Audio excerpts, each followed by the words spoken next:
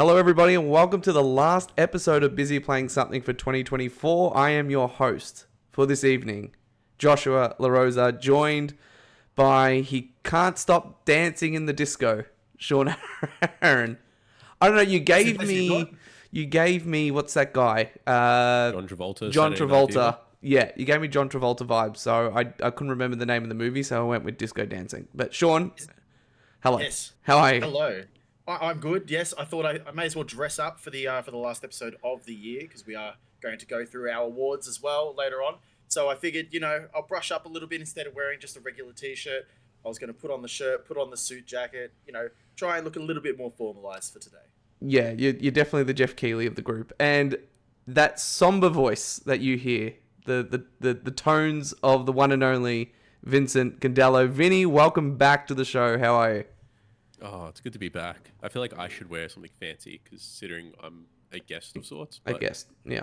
it's fine. I'll wear my grayscale Neapolitan t-shirt of black, grey, and white.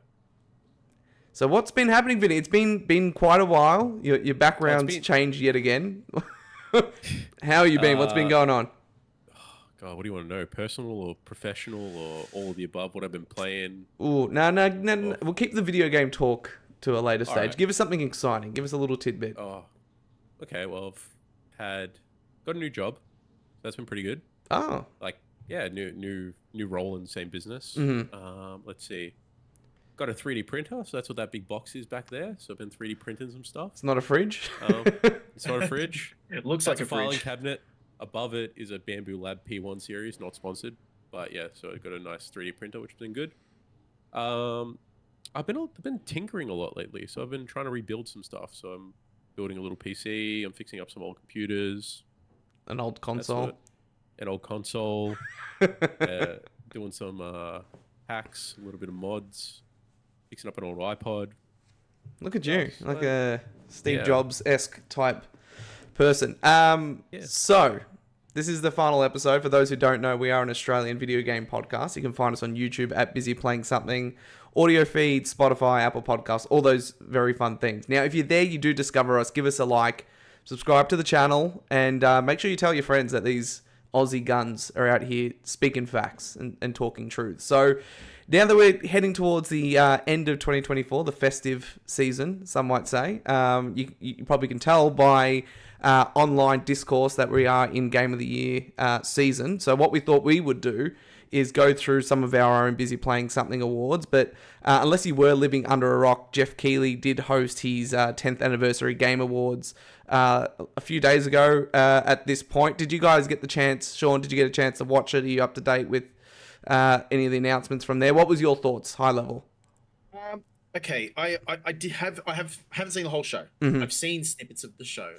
I haven't had the time to be able to sit down and watch the entire thing, and unfortunately, I don't work from home, so I'm not given that possibility. But I do feel like, and I think you might touch on it a little bit later, Josh. I do feel like the whole branding of it has started to come a little bit more into its own, like your big final end of year awards ceremony.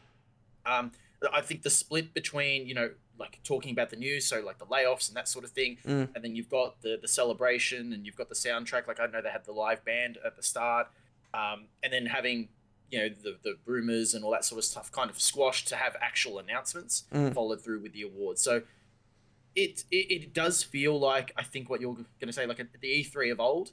I still think it's the Jeff Keighley show. Yeah. So that's still in the back of my mind where, everybody must love him, and if you don't love him, you don't get a spot on the show. But otherwise, I think it is heading in the right direction for a end of year video game awards ceremony. I know we've got plenty out there, like the Japan Game Awards and the Golden Joysticks. There's a couple of others that have either happened or coming up. DICE Awards, yeah. Yeah, exactly. But it does feel like it's starting to really make a name for itself as the Oscars and the Logies and all that sort of stuff. Yeah. What was your favorite announcement, if you had to pick one? Something that you saw and you're like, wow, that was pretty cool. Because there was quite a few like surprise announcements kind of scattered throughout the show. I think so the one that probably sticks out for me is what I've been hearing a lot about afterwards is The Witcher 4 and the fact that you play as Ciri Yeah. and not Geralt. Yeah. And looking at the comments and the discourse about that, controversy. about how, whoa, controversy, you're playing as a woman. Oh, like, I don't understand. Like, fans of the games are going to say, great, awesome. People who have never played the games are going to be like, oh, it's woke. Yeah, they've never played the games before. They don't understand that this is a natural progression and occurrence in the story and the characters and the development. This is the right way to go. Like, people are just going to throw their arms up in the air and say, "Oh, it's Last of Us Part 2 all over again," or it's Uncharted 4 or Uncharted 5 all over again, and all that. I don't see it. There you go. Sean's looked into the future as to what Uncharted 5 is going to be. Oh, Lost Legacy, isn't it? Oh, Lost Legacy. Sorry, yeah. The side story. Whatever. I thought as someone who's never played The Witcher, I thought the lore of The Witcher meant that only a male could be a Witcher. Isn't that? Did I read that somewhere and it's total bullshit? I have a feeling you might have read it somewhere. Okay. I may be 100% wrong. I've never watched the Netflix show. I've never played the games. I just remember reading that and I'm like, well, at that point, I don't know, there's obviously going to be some story implications, but yeah, the outrage to the Witcher 4 announcement was completely ridiculous. And there was a few games announced that had that similar type of feedback. That we'll touch on. But Vinny, what about you? What was any standout moments, any standout announcements that caught your eye as a connoisseur of video game taste? I think the weirdest one was the Pac-Man release. Yeah, gritty Metroidvania. Yeah, dark gritty Metroidvania. I'm like, yeah, I could play the shit out of this. I thought 100%. Elden Ring, obviously, big one, huge. But for me, it was. They didn't show anything but the fact that they're doing an Okami sequel. Yeah. That was like, wow. I'm like, I haven't heard anything about this IP. It's one of those games that originally released on PS2, has been released on Wii, has been like constantly re-released. It's been given the GTA 5 Skyrim, been given the Skyrim treatment, what I want to call it, where it's constantly re-released, not really much talk about it, but then bam, they're just like Okami 2 in the works. Like, wow. Yeah, and it's funny, there was a few announcements where like you could literally hear and see Jeff Keighley like nearly want to break down crying as he's introducing the games. I think Okami was one of them.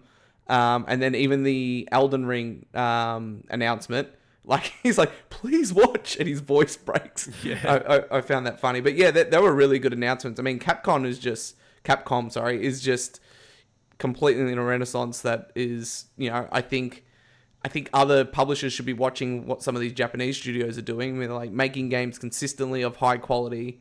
Obviously, that engine that they've got, the RE engine, is just like smick, right? They can like make 90% of their games run on it without fault. For me, I thought it was a really good show. It is. I found it a good balance of what it needed to be versus what it is, in the sense of it's an award show, but really a lot of people are there for the announcements, and then how do you balance the new reveals with the awards, right? There is those moments when they're like, and the winner of this award is this, and the winner of this award is this, and he kind of like skims through it. It's that balancing act, right? Because people won't watch a 5-hour show. It's long enough as it is. I had two funny things I noticed, or two funny things I want to call out that I enjoyed, and then one announcement. One was right at the start of the show. If you get a chance online, or you guys to watch it, Jeff Keighley at the very beginning kind of talks through some of the members of the crowd, and he's like, pointing out. He does this every year, and he's like, there's Jim Ryan, and then there's Phil Spencer. He calls out Ken Kutaragi, who's basically the grandfather of PlayStation, and Ken is a Japanese native person, and he got up and just started walking towards the stage to go on the stage. And then you get like the wide shot of the camera, and then the bouncer's like, dude, what are you doing? And then Jeff keeps talking. I found that funny. I'm like, Ken wanted to just jump on stage and maybe, I don't know, give a speech. Probably bow or something. Get up and bow. Yeah, possibly. Because he got up and like kind of, waved to the camera and to the audience, but then he like went a beeline to Jeff, and I'm like, that's funny. Second was the moment with I forget the characters' names, but the Muppets, where they made it, the two old... Statler and Waldorf. Yep. Yeah, they basically said like, because they were riffing on Jeff the whole night. It was really like, honestly, it was like a great like Jeff humanizing moment, where it's like he's taking the piss out of himself. And they kind of mentioned like, oh, do you know he's friends with Kojima? And then, you know, everyone laughs and like, does Kojima know he's friends with Jeff? And then the camera just pans onto Kojima and he's got no idea. He's got like this stern face. I found that funny. But for me, the announcement that got me was the very last one, which we knew was kind of, there was rumors leading in that Naughty Dog may make an appearance, and I kept hope deep down inside of me, but I didn't want to believe it to be true, and that we got Naughty Dog's first new IP in over 10 years with Intergalactic. Yeah, that obviously, you get these announcements from this team like every 5 or 6 years, so it's like such a big moment. And, you know, like I said, it's been since Last of Us in 2013 that we've had a new IP. So I love The Last of Us, but I was definitely ready for something new, perhaps in between part 2 and the eventual part 3. And to me, Intergalactic just looked smick. Like, you could just see the production value. As soon as it started, I was like calling out for my wife. I'm like, this is it. Because you could just tell by the way it looks or the way that the characters are animated. Yeah, ma'am. It was Naughty Dog. So, yeah, that was special for me. But enough about Jeff. We're here today to celebrate the Busy Playing Awards. Some might say these are the most coveted video game awards out on the internet. Sean, wouldn't you agree? Most covenant? Isn't that what they say? Isn't that the saying? Coveted. Coveted. Okay. We'll see. I thought you were a PlayStation boy, not a Halo boy. Well, Yeah, you know. Covenant. Yeah.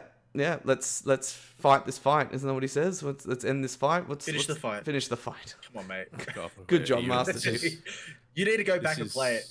Yeah. This is smooth as a cucumber. Smooth as a cucumber all over again. But the Busy Playing Awards. We've got 3 categories to go through today, ladies and gentlemen. The first category that we're going to discuss is our biggest surprise of 2024.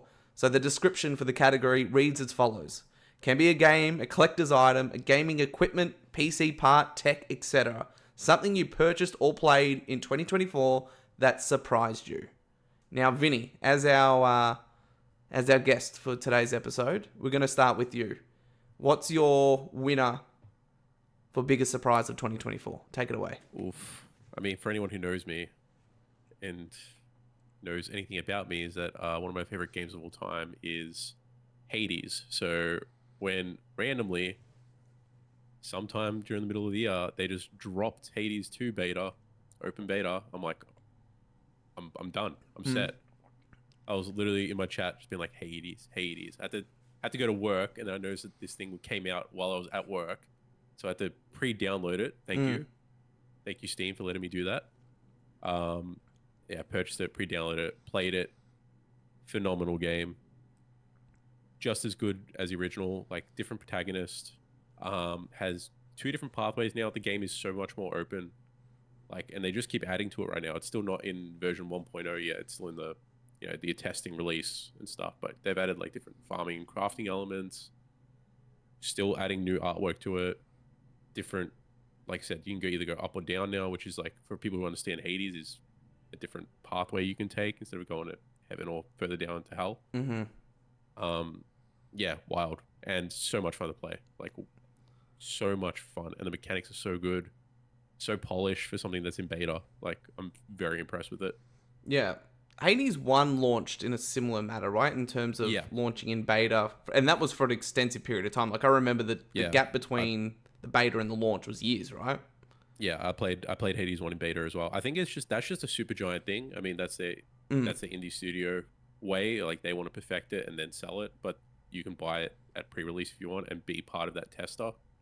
And I think it's a pretty fun way of actually getting to the game, because you can like how people have demos now where you can have your data saved until its official release. It's like, play the free trial and yada yada yada, and when it comes out you don't need to play the first 2 hours of the game.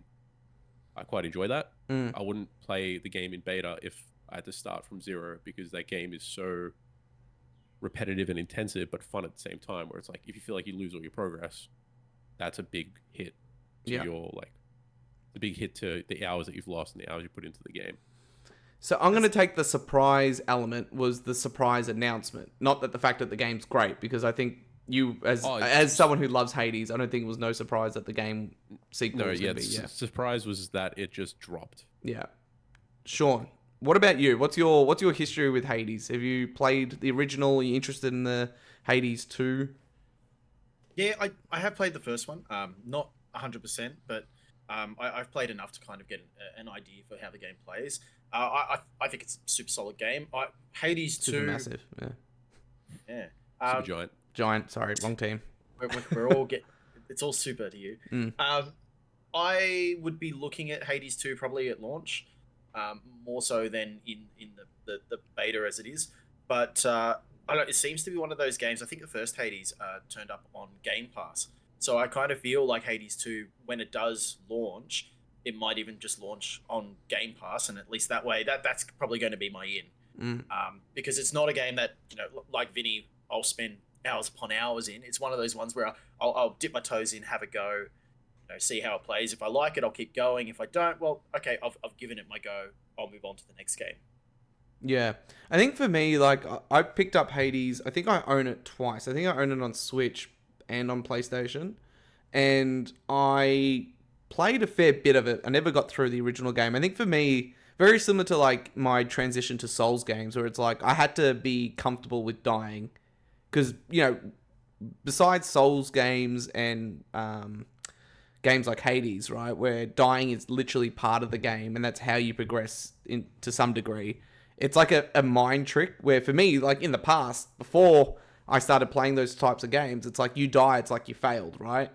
And getting over that feeling of like frustration with dying and then kind of, putting yourself in a position where it's like, no, this is part of the game. You're expected to die. And then it's those incremental increases. And I think Hades 1 did a really good job of, from what I played at the time, like it did a really good job of constantly feel like you're progressing even when you're not, right? So when you die, you go back to like the starting area. You may have unlocked, different unlocks, different dialogue with characters. There might be new NPCs there that you've kind of unlocked as part of your playthrough. And then you're slowly, incrementally getting better. For me, I think that's what defines that genre when done right. And I've played games where it's like super frustrating. You die and you're like completely starting again from start. I think that's the difference between like a rogue like versus light, I guess. But yeah, Vinny, sorry, go for it. I was gonna say, like, we can talk about like that whole aspect of games, so going back to the days where they wanted to take your money when it was an arcade game, and you wanted to lose all your lives and start back from the start, so you put another coin in. But in a few games that came out, like your probably first experience was like Returnal. Yeah, I was gonna say Returnal's another great example of it done right. Yeah, and then if anyone's played the Valhalla DLC to Yes. God of War, yeah, that was something that came out end of that was Game last Awards year? last year. They shadow dropped it. Yeah, Yeah. that was a callback to Game Awards last year. Look There you at go, that. Jeff. There's your call out. Yeah. But yeah, those are good examples of roguelites done right versus arcade games that are generally life based and take your money. Yeah, that's a good point. Like that genre is probably the closest, I guess, mirror to like games of old that aren't just the games of old. And what I mean by that is like, like the new Power Rangers Reader Rewind is literally Double Dragon, right? Just a modernized version of that, or Turtles in Time.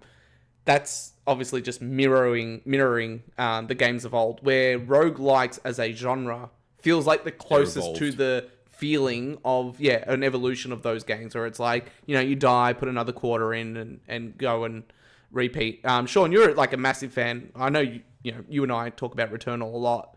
Roguelites, like is this a genre you dabble in, or is this kind of something you might pick and choose based on who's making it and what the game is? Yeah, I do kind of pick and choose for the genre, because I'm the type of person that I'd put Dark Souls in that genre, because with the souls. So I think that the whole thing that I'm like, which I take away from what you said, was the getting over the fear of death. We're so used to having like limited lives, and once you run out of lives, it's game over. You start back from either the start of the game or the last save file or the last checkpoint or whatever it may be. And so for me, I'm still trying to get over that fear of death, basically, in games. Where if In it's a life? game, if it's a game where, well, yeah, and life, sure, but like if it's a game where death kind of means nothing because I know I can just resume of where I'm at and continue on the game. Mm. Like for example, Indiana Jones, it's out at the moment. Like I feel like I'm not losing a lot of progress when I do die, because then when I come back to it, I'm basically right where I started. Okay, well, now I can start again from a different perspective, and maybe I'll try something a little bit different. Whereas some of these other games, like your Hades or even your Dark Souls and that sort of stuff, once you die, yeah, you can have the same thing, but you've got to start from all the way back. And so it's that determination that kind of brings people into the gameplay loop, where okay, well, now I know where I screwed up. Okay, I've died. I'm from the start. I've got to get back to that spot. So maybe there's an easier way on how to get there. And then when I get there, how am I going to overcome that? And Yeah. so when we're looking at the arcade games, you put in the coins and that sort of stuff. Those coins was basically paying your way to respawn where you were and continue the game as if normal, rather than oh no, I ran out of coins, like I didn't put it in the 30 seconds or something like that, Yeah. and then you've got to start again from the start. Mm. So like I do play them, but I'm still trying to get over the I'm going to lose progress. However, that's a good thing, because then I can learn from that and move forward. I don't like losing progress, because previously I play a lot of RPGs. If I lose progress, Oh yeah. Yeah, that's a killer. Exactly. And so it's a different mindset playing like an RPG to playing one of these roguelites or roguelikes. So like Returnal was one of those ones that, yeah, I managed to get over that death part because I didn't feel like I was losing too much. And it was only when you get to the second, like really the second area, and it's like you can start there.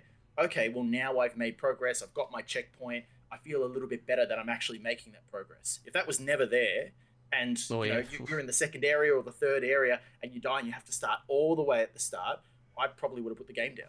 Yeah, that's the delicate balance. All right, Hades 2, great pick, Vinny. Sean, what's your pick for Yes. biggest surprise of 2024? So I've got a runner-up and I've got a winner.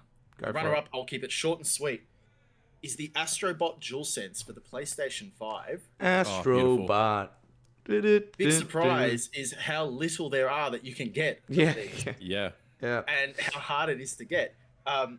There's a Helldivers 2 one that was announced in the last like week or two. Looks schmick. Looks great. Never going to open it and use it. So there you go. There's a little tip if you're a collector, get one of those. Yeah, big surprise that they're not doing more, but then Helldivers 2 was announced, so it's like, okay, cool. At least they're starting to get on the train of the collector's editions, like what Nintendo's been doing for decades, basically. And they're like well designed, right? Like the God of War Ragnarok one was just a controller with a different color The with a little logo. logo. I like Yeah. that. Yeah. Especially the Astrobot one. It's like very specifically designed to look like. Obviously, it helps that there is an in-game model that looks exactly like that. But Yeah. It's no, the ship. great pick. And So what was your winner? That's my runner-up. My winner is the bookcases that I have in my lounge room. Are Because they the IKEA Billy bookcases? no, they're not. Oh, These wow, are they from a look like 'em. website called My Deal, which apparently is it's owned by Woolworths. Is this So an there you go. Australian website only? Yeah. Yeah, my deal. Yep. I keep getting ads for him now in my emails that I properly ignore. But the reason why I like these bookcases is because they are the same disc depth as a DVD case. Mm, So they're all flush. pushed back. Oh, I love They're all that. flush. I love that. Mm. And Ooh, so that for looks good. DVDs, so the only ones that aren't like flush is well, even the 3DS cases are bloody flush. But the only ones are like the Switch and I think the PSP, like down here on the Oh, yeah, because PlayStation. they're Yeah. the same. Because they're a little bit thinner. But They're shallow. otherwise, the fact that I've got all my games kind of, I can see them all. They're all flush with the bookcase. It's I love up that. against the wall, so I can walk past it. I'm not having Yeah. to kind of waddle my way through. That's my biggest surprise of the year. The fact that I could find them. The fact that I've got two big ones and a half-size one over here for the Xbox. Mint. Well deserved award, because as someone who I'm like Jeff Keighley, like getting all emotional. Like because I've messaged you about them because I need something, because I've got which frustrates me as someone who likes consistency in everything. Like I've got in my theater room where I basically play a lot of where I play games is like PS3, 4, and 5, all the stuff for that, and then in here is like PS2 and PS1. And I hate having it spread in two different rooms, even though it's like this is look. Even though this is my house, I am so still in the mindset of, when you're younger, you've got your room, right? Like, and everything you have is in that room. And even though, like, I could see it as the house is the room, there feels like a disconnect there where it's like some of it's here, some of it's there. I would like to have a very similar type of setup in that space. Definitely wouldn't be able to fit as much because of the giant display cabinet that I have in there. But I appreciate that. And then it's also the fact that, like, the cases flush with, like, the PS2, 3, 4, Xbox, like, size cases. I think that's a good point and a nice way to display games that isn't... I hate the idea. Like, some of them in my other room, I've got, like, 2 cases back to back, right? So it's, like, flush at the front, but you can't see what's at the back. And that, as someone who likes to, like, sprawl out everything... It hurts. While I've got the camera, I'm going to give a quick little tour for a second. Oh my goodness, we're getting behind the scenes footage here, guys. So I managed to get all my Nintendo games there, plus like the Dreamcast and the Sega Saturn are like down here somewhere. That's and then adjustable behind shelf. me, that's all PlayStation. Now, more important, are you wearing pants or you've got shorts under the shirt? Oh no, I'm wearing pants. You're wearing pants. He's really committed to the bit, like, Vinny. I've got and that's all Xbox games just over there. Beautiful. So, little halfer. Little halfer because it's only 360 in original Xbox, and then like everything else is all digital. Yeah, I've got a couple of like physical ones like Darksiders and such, but otherwise, great game. I bought them for you, Josh. Yeah, no, you gotta play it though. You gotta play it. I know, but the fact that now I've got my Nintendo One, my PlayStation One, and my Xbox One, everything's nice. It's in order, alphabetical, all console split. Beautiful. That's my biggest surprise. The fact that I could find these. Vinny, what are your thoughts on video game displaying cases? Oh, like, I love a good display case. The thing I would do Sean's tied for room, but if I had enough room to keep like one or more, I'd do the whole, like, have a really important game to me, have it on like one of those little book stands and have it facing up, and then keep it going. Like, almost like they used to do at the old school, like, video shops. I used to do that like up here. I used to have, like, I think I had, like, Metal Gear. Yeah, like the feature of the week. It'd be like new releases. It'd be like that. Or you have like classics or favorites. That's a good idea, actually. I like that. Put duplicates up there. That's about it. And I see your 8 GameCubes, one with the Game Boy player, and then your box one. There's more. Yeah, there's 8 up there, and then I've got a couple of other collector's boxed ones, which they're going to go somewhere. I was going to move some of those figures and put them like somewhere else, probably over 2 NESs, 3 Super Nintendos, 3 Nintendo 64s. Yeah, and the 2 minis as well. That doesn't include the other consoles that are in these boxes. Like, I've got a card. I'm still unpacking from moving into this place, and it's been nearly 12 months. One of them has literally 5 original Xboxes in a cardboard box. I don't know what to do with them now, because I've explained this before, but when I look for games and I find a game, I could either buy it for $40 by itself, or I get it for $20 and it comes with a console. Comes with the console. Yeah, I've done the same thing with PS2. Yeah. Anyway. All right. Great winner. That's my big surprise. Mine is probably something that's quite obvious, but I was surprised with this object, this thing that I purchased this year, and how much I used it. And that is the PlayStation Portal, ladies and gentlemen, which is now currently running my PS5 from the theater room. I had a look at the PlayStation wrap-up that you can do for the year. It also, depending on what you have, so if you have a Portal or VR, we'll actually give you a wrap-up for those things too. I've put 43 hours in my Portal this year, right? And why I'm surprised by it. I am a fan of PlayStation handhelds of old. Obviously, I've been a long-standing citizen of Vita Island and would promote the Vita as much as I could and would try to sell it where possible back in the day. But obviously, it had its faults. And the biggest fault for me was always the fact that I hated diversifying my game library. I love consistency of console 1, 2, 3, 4. the fact that it's like PSP and Vita and they're all completely separate, you know, one's a disc, one's a little chip thing, frustrated me from my OCD perspective. And I love the idea of having a handheld that is basically an extension of the PlayStation 5. I didn't need to purchase separate games for it. It basically acts as a second screen. And in preparation for Portal, which I think I picked up in February, I did things to make it more beneficial, right? I upgraded my internet, which I wanted to do anyway. I made sure my PS5 was hardwired. I think that's key if you want a Portal and you want it to work well. And I was surprised by how Apple-like the experience was, right? Like remote play, I had tried remote play on my phone, like, you know, when it was available. Even on the Vita, it had remote play with PS4. And it always was clunky, right? Your phones, you know, there's no seamless way of doing it. It would connect, it would disconnect, or you'd be connected, then you get a phone call or a message come through, it'll interfere with the connection. It just didn't work. Where with Portal, I think the biggest surprise for me was just like how seamless it is, right? Hit the PlayStation button, it basically starts doing its thing and then it connects. And like it's quick, right? Like just now, boom, connected, and there's the game running in the background. Obviously, your experience varies based on your internet and where you live in the world.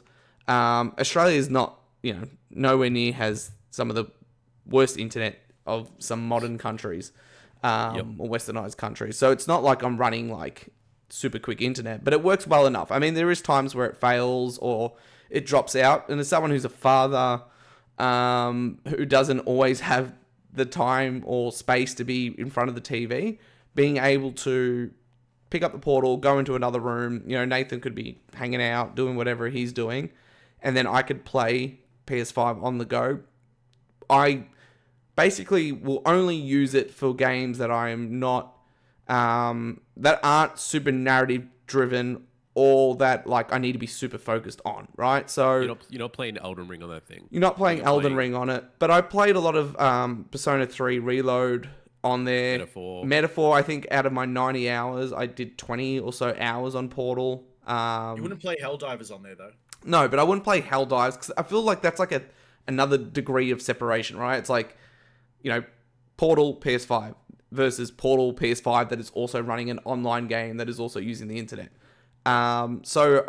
Portal for me was the biggest surprise, purely based on it just works. You turn it on, the first time you turn it on, you link it to your PS5, and it's I think the way PlayStation describe devices like Portal is like, it's an engagement device, right? They're not selling it to sell hundreds of millions of them like Switches. They're not selling it to necessarily make money. They're selling it to keep you playing longer and in situations where you can't. In other parts of the world, they've kind of retroactively added cloud gaming. So I think, you know, in some countries around the world, you can access cloud gaming, which you can't do here in Australia. But all in all, if you're someone who plays a lot on PS5 and just wants a way of kind of accessing those games in other parts of your house, Portal's great.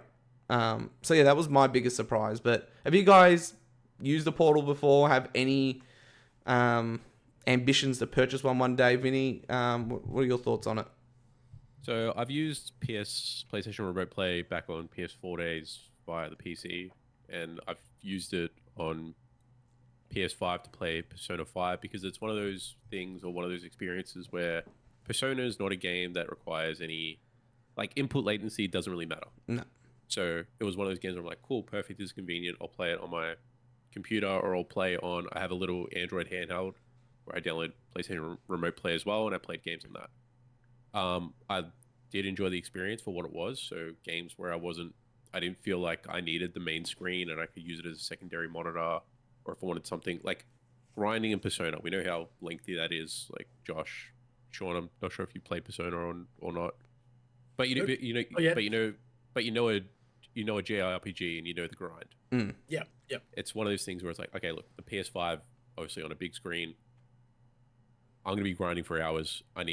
It's mind numbing. I need a secondary thing. So yeah, I could pick up the Portal, play it, and then have something on the actual TV. For me, it's not the Portal. For me, it's an Android handheld, or I was watching stuff on my computer and having the second monitor going. that kind of thing. He's got the I found it podcast on the TV like Josh does. Instead of listening to a podcast, he watches it and then plays the Yeah, something like that. Sacred symbols, all that jazz. Yeah. Yeah, so that's something where I found really convenient, and it's kind of one of the reasons why I've really enjoyed, if there's stuff that comes on that is making its way onto the Switch later in time, I'd be like, yes, beautiful.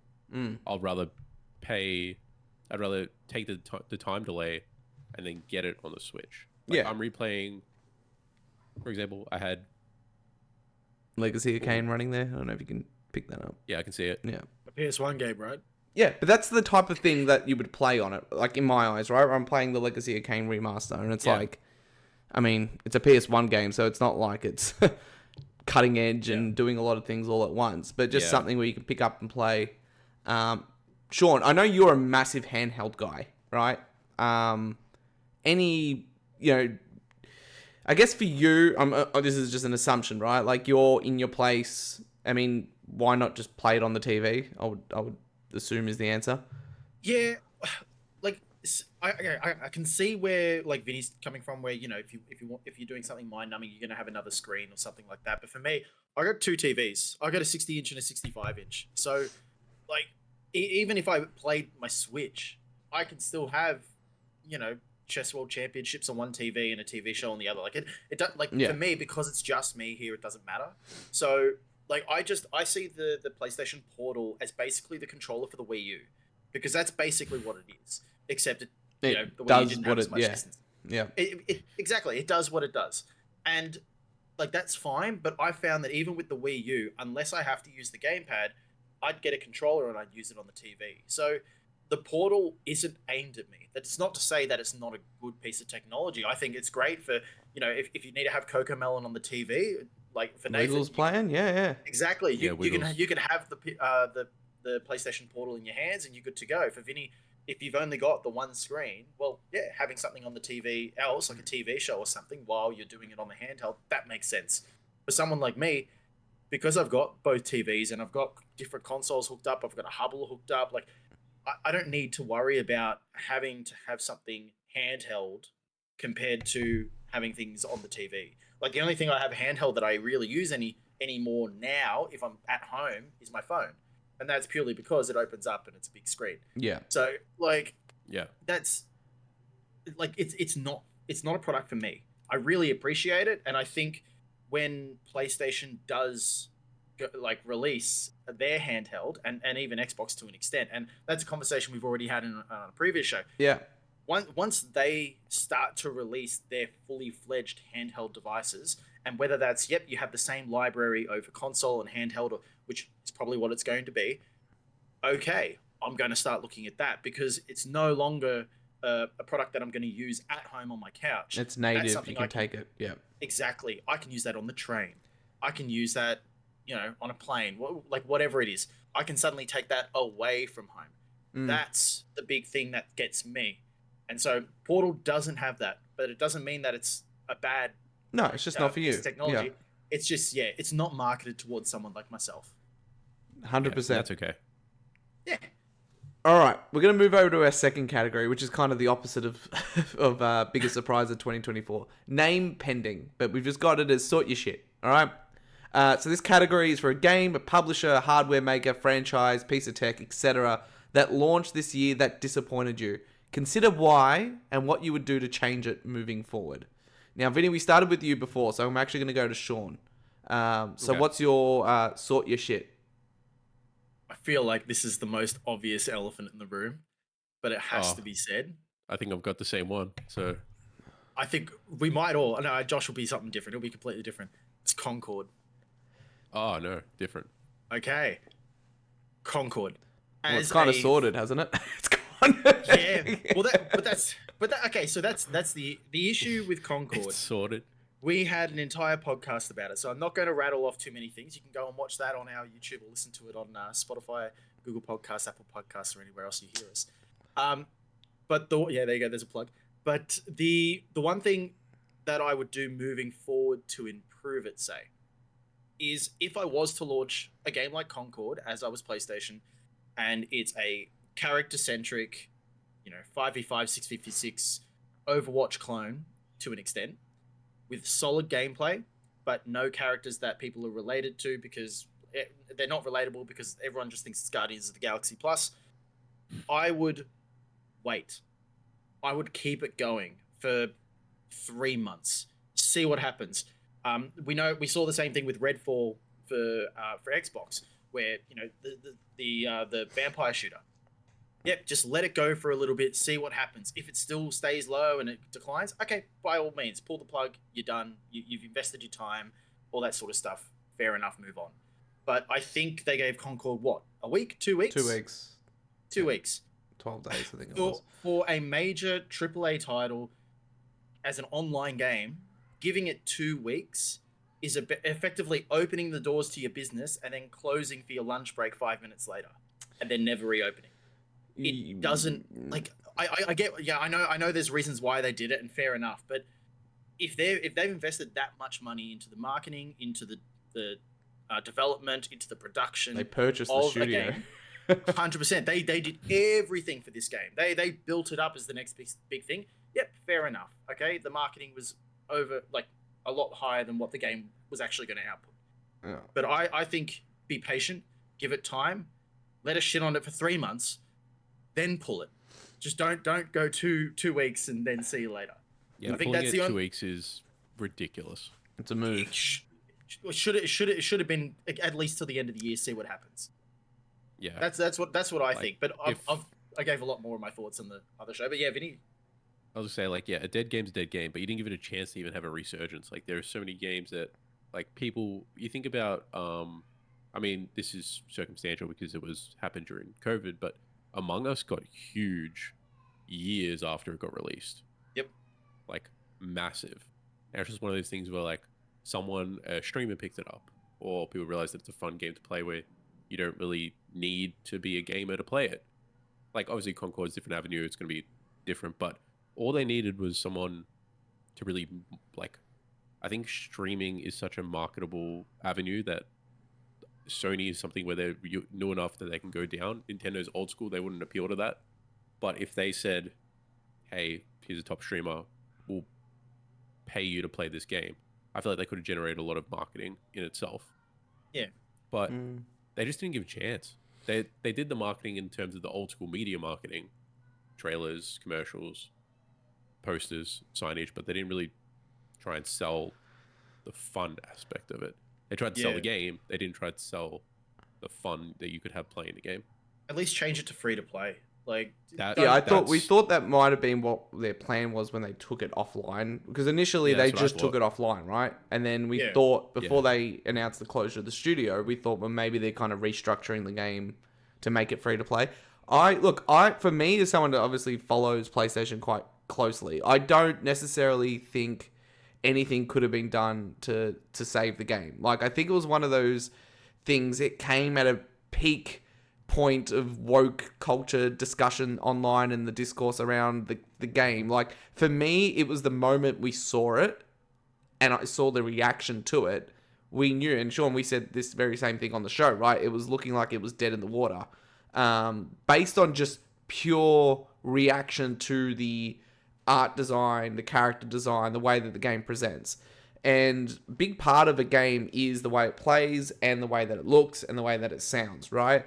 And I think if one of those aspects are truly in the gutter, I don't think it would have mattered how well the marketing was, who you paid to play it, or how fun the game is, because the game was overall received solidly from a gameplay perspective. I think it was just it kind of came in at that peak. You know, we talked about Intergalactic and Witcher 4 before around the discourse around female-led characters. Like, this came at a point where it was like pitch fever, right? It was coming at a point where, you know, PlayStation made a huge pivot to games as a service, and this is one of their, like, banner games that came with it. And I think for me, it was just the moment that people saw it, we knew that this was dead in the water.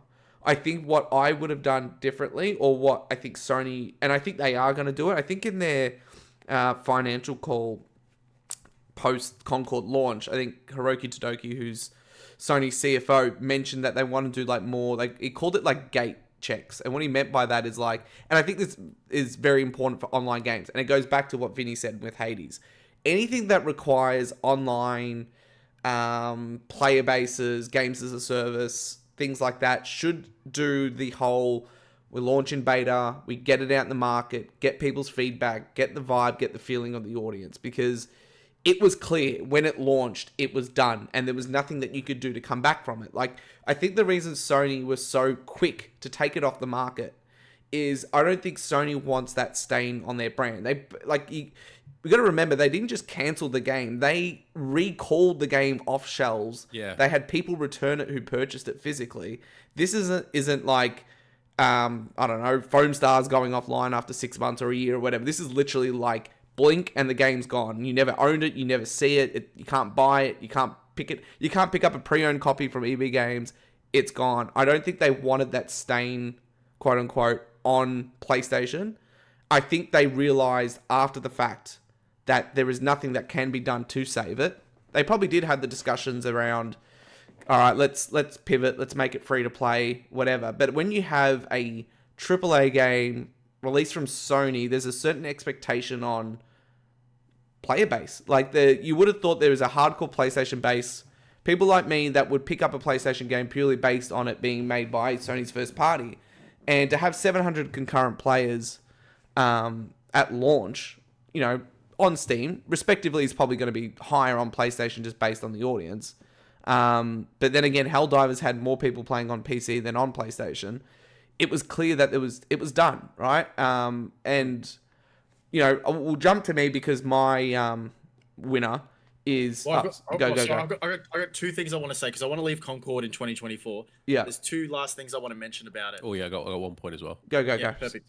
So that's all right. So my two, real quick. When they first announced Concord, it was their one more thing, like their one last thing. Yes. And it wasn't even a gameplay trailer. It was a story trailer. It was the ship, right, with the hamburger. Yep. Sorry for my French, but nobody fucking cares. They should have started with gameplay and been like, "Yep, this is an online game," and then made us care about characters. Yeah, 100%. Like that, You're not Naughty Dog. You can't get away with like Naughty Dog, and that's enough, right? Yeah. Like, you're an that's unknown team. That's the first. That's the first thing. If you change that, that could have changed things. But the other thing I want to mention is Marvel Rivals. Yeah, it launched That's come it. out. Rough. That's come out, and look at that. That's killing it right now. That was Nobody's in the played same it. showone, right? In the same Yes, state it of play. was. Yeah. Yes, it was, and Yeah, everyone was because like, people "Oh, it's cared another about the one." characters. Yeah. Exactly, because we had this history and all that, but the thing is, what did Marvel Rivals show? It actually has Concord Star-Lord in it, the real one. It had gameplay. The real It had Star-Lord. gameplay. Yeah. Anyway, there's my two last No, points. they're very good points. Vinny's got one as well. Yeah. I was just thinking of like another thing of like how you think about games that got revived post-release. Like Destiny didn't start off too well initially, and then also one of the biggest ones is like No Man's Sky. That thing was in the bargain bin for like $9. That is a good example. Yeah. Still going. Yeah. Going. Still going strong. Hello Games are Stop. publishing games now. Like, that's how much they. Yeah, Um, they revived that. They did a full rework. And like you think of like also another one is like Final Fantasy 12. Like that game kind of tanked. And then 14 too, right? Yeah. Oh, sorry. Yeah, Final Fantasy 14. Yeah, Realm Reborn.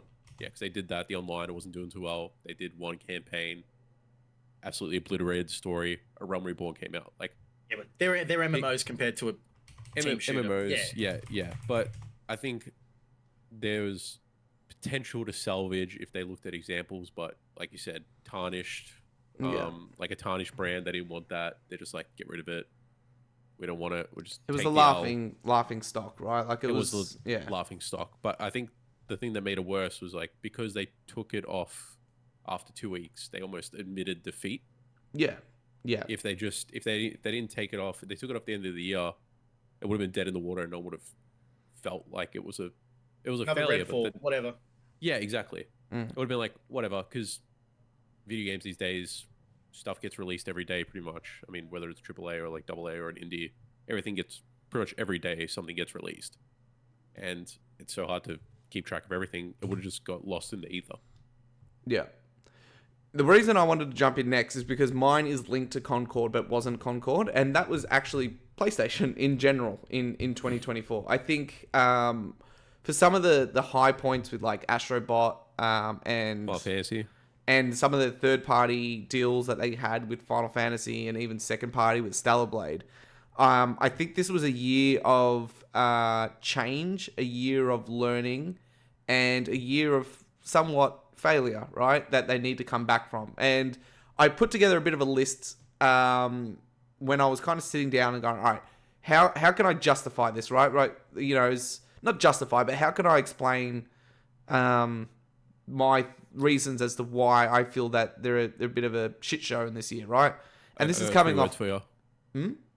Lego Horizon Adventures. Yeah. And there is a lot of reasons, right? And the reason why I wanted to write this list down, it's like we literally just came off the Game Year Awards where Helldivers and Astrobot swept a lot of the awards. You look at the Game of the Year nominees and Final Fantasy, Astrobot, Black Myth Wukong were all exclusive to the console, whether that was for reasons or not, they were. And yeah, how do you what does that mean when you say they've had a bad year? So where my mind goes to that point, and some of these things you can see across the board and across the industry, but starting off in, I think, February, Sony laid off 900 employees. And this affected studios like Firesprite, Insomniac, Naughty Dog, and Guerrilla Games.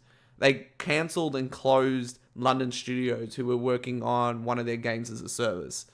You look at what happened to Bungie and that acquisition, right? That bundled, the acquisition of Bungie, which we saw a complete tear down and restructure of that studio, who were also affected by layoffs, who also then had another round of layoffs where Sony took some of that team internal as PlayStation Studios, seemingly taken over the board, and is now attempting to fix the team that they purchased to help their teams, right? You look at studio closures across the board. So, we touched on London studios. We spoke about Concord and Firewalk Studios closing down this year. Neon Koi, which was previously called Savage Games, which is Sony's mobile phone developer, was also closed. We saw the cancellation of Deviation Games and the closure of that studio, which is a second-party production, but was still an announcement made by PlayStation. Look at PlayStation VR 2, which I think after March this year was reported that they stopped production after low sales of the unit. It seemed like they cut funding for VR. We saw a lack of real first-party push beyond the Horizon VR game. So all these things coming together, speaking of Naughty Dog, the cancellation of Last of Us Factions, the list goes on. So for the amount of highs and the amount of excitement that I have for the brand, for me as someone who spends a lot of time playing and listening and learning and watching what PlayStation does in particular as my hardware of choice, I sat back and said, well, as great as Hellblade, as great as Helldivers was great. Shut up. Hellblade, as great as Helldivers was, and as great as Astrobot is, it was a quiet year from first party. We still don't have the showcase that announced everything on top of everything else that I kind of laid out. So I know I've covered a lot. I just wanted to get everything out in one hit so I didn't forget anything. But Vinnie and Sean, you mentioned you also had some thoughts as to, some of the things PlayStation have done and that could have done better.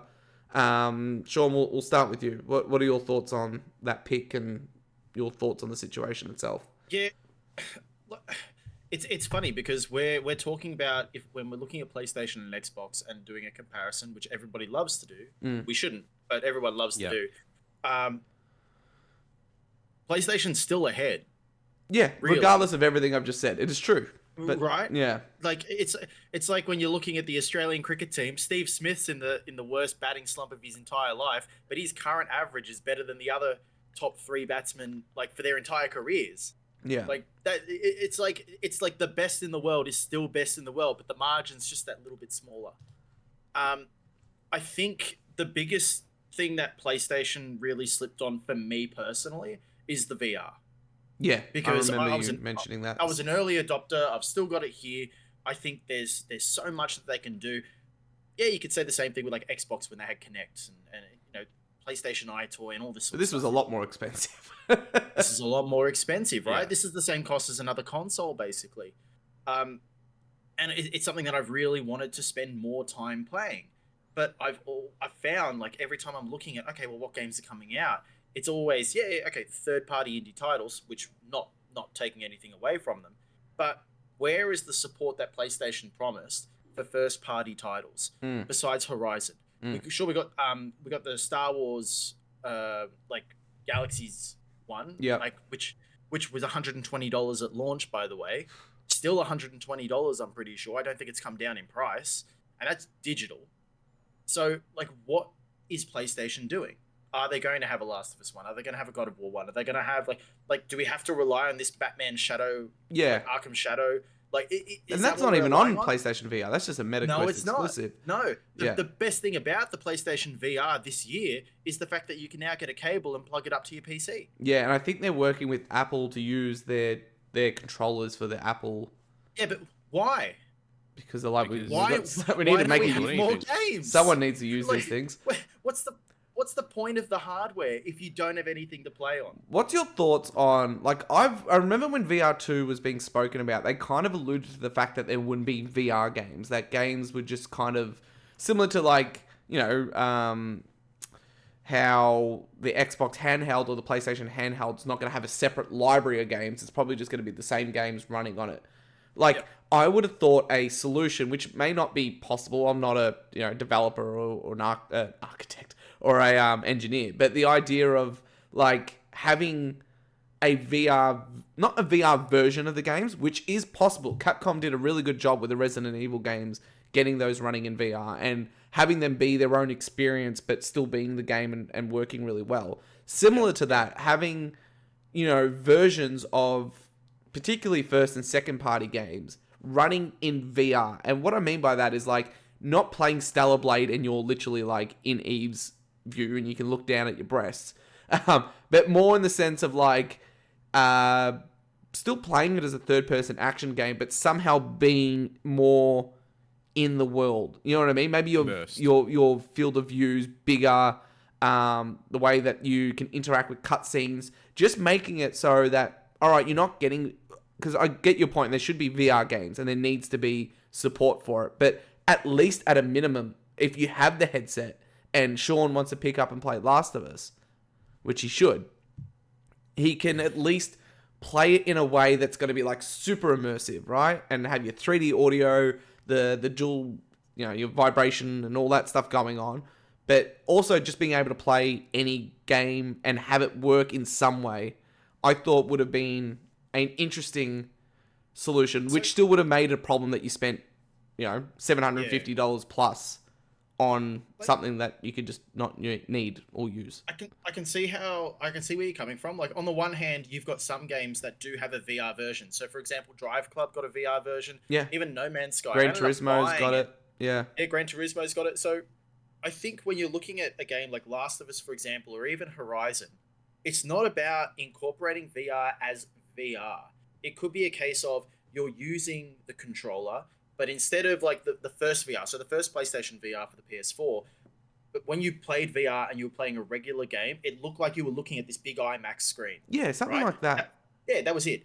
But if you really wanted to put it that extra edge for the VR2, which it has the capacity for because you don't have to worry about a camera in front of the TV, is, you're playing the game, but instead of looking at the TV and you say you're third person, there's a camera that encompasses all around you. Yeah. So you're still turning the character and playing and all that sort of stuff, but you could literally look over your shoulder and you can see an enemy back here, and then you can turn around with the character and all that sort of stuff. Yeah, you get a little bit of vertigo, I guess, because... Yeah, and that will involve a lot of, that would involve the team rendering the world in a way that it's there. Because most games, Correct. We saw it, I think, when it's in the cone. In the cone, and then when you turn the cone, what was there would literally disappear. So, I get it, it's not like, oh, just do this and it would work. But, I mean, it's something as opposed to, just a complete abandonment. And that's the big reason why I mentioned VR as well, is because it does feel like they talked up this whole involvement in VR, and with the VR2, they were going to develop games, and they're gonna push this whole thing. But now it feels like they've absolutely pushed it to the side. Oh, we're gonna do a handheld. Yeah. I've already said, like, yeah, handheld sounds great, but also you've already got this thing on the shelf. Yeah, it's done. What are you doing? It's done. It's like when they they killed the Vita, and I was like, it's done. There's no coming back. Yeah, but they could have taken it off the shelf after 2 weeks. Instead, they've let it die. I'm slow complaining death. both ways. Yeah, exactly. Vinny, what about you? Obviously, we spoke a little bit about VR, but what's your thoughts, I guess, more high level of what PlayStation's done this year, and some of their pitfalls, and what would you do? What would you, I think Vinny, Sean, we discussed, like, if we were the head of the brand, like, what we would do. And we're seeing Sony, I think, repivot after Concord and a few others to, like, all right, we're going to slow down on this whole games as a service. Obviously, old mate Jim Ryan's no longer running the show, and Herman stepped in. So we are kind of seeing maybe a pivot back to single player, but still also doing multiplayer. But in terms of what you've seen this year, I know you don't primarily play on PlayStation, but you do play. You're across the brand quite well. Like, what do you feel about PlayStation in 2024? The best I can describe it is it's not really feeling for the players this year. It felt like for the profits. Yes. Yes. That's kind of how it felt. It's just been, hey, this is making us money. Hey, this is not making us money. What are we going to do about it? Let's do something different. Horizon Remaster. Let's do it. Yeah. Let's do something that is low, I guess we'd say not low, but yeah, low budget, risk. Low risk. That can just generate some profit. It's that. And it's like, and that's how I feel with Lego Horizon Adventures. Same thing. I'm just like, you're not playing this game. Oh yeah, it's for a different, I guess, market, and it's not that graphically powerful. But at the same time, you're selling someone the same game, but a worse version of it. Yeah. And it's kind of how, like, I feel like, yeah, the Horizon Zero Dawn remaster. You know what I mean? Herman Holster's obviously PlayStation's now, like, CEO, and he's come from Guerrilla. His past was working at Guerrilla building Horizon.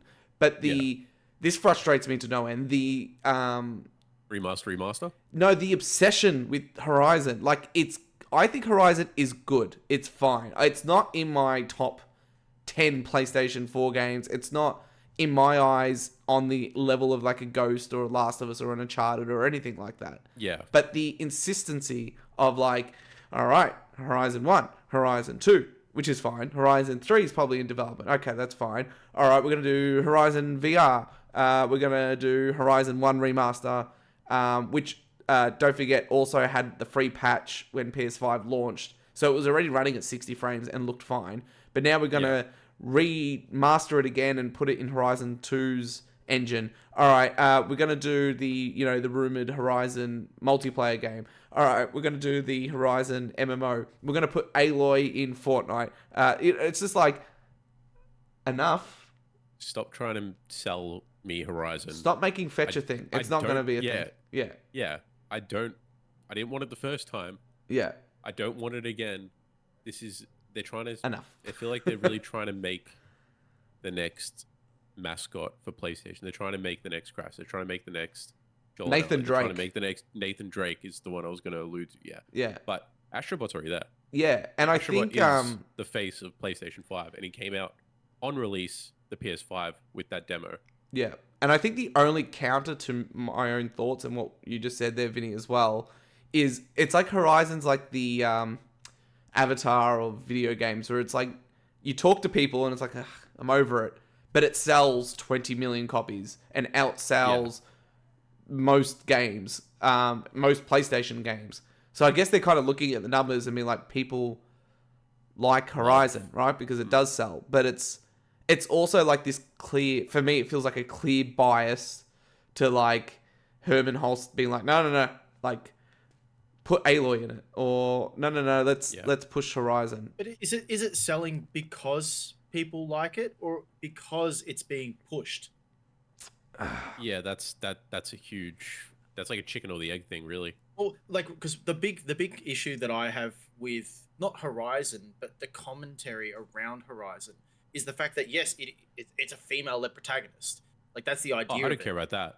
Yeah, but like the whole like there's a lot of negative talk about Horizon because Aloy's a woman, and oh that's the woke agenda and that sort of stuff, which isn't it's that's not true. Like nobody No, really, I actually, really should before care you about say that, in a I sense. think, like, I don't like Aloy. Like, I think you're right. People do have issues with Aloy, but I think with Horizon, I've never heard the dialogue be because she's a woman. I actually just think Aloy as She's a not character, attractive or something. no, Aloy as a character is boring. Boring, yeah. She's like, there's Cookie the cutter. world, the gameplay is cool. The whole robot dinosaur is fantastic. I think the first game was good, but Aloy just seems to be very like she doesn't Mary fit in Sue? the world in terms of, which is part of the story. I get, but it's very like there's no charisma. There's no. She just seems very bland to me. See, I don't see the arguments talking about that as the character. I see it coming from the Mary Sue argument, where it's like another Rey Skywalker sort of thing, like Yeah. like where they're just putting them in, which is not the case. No.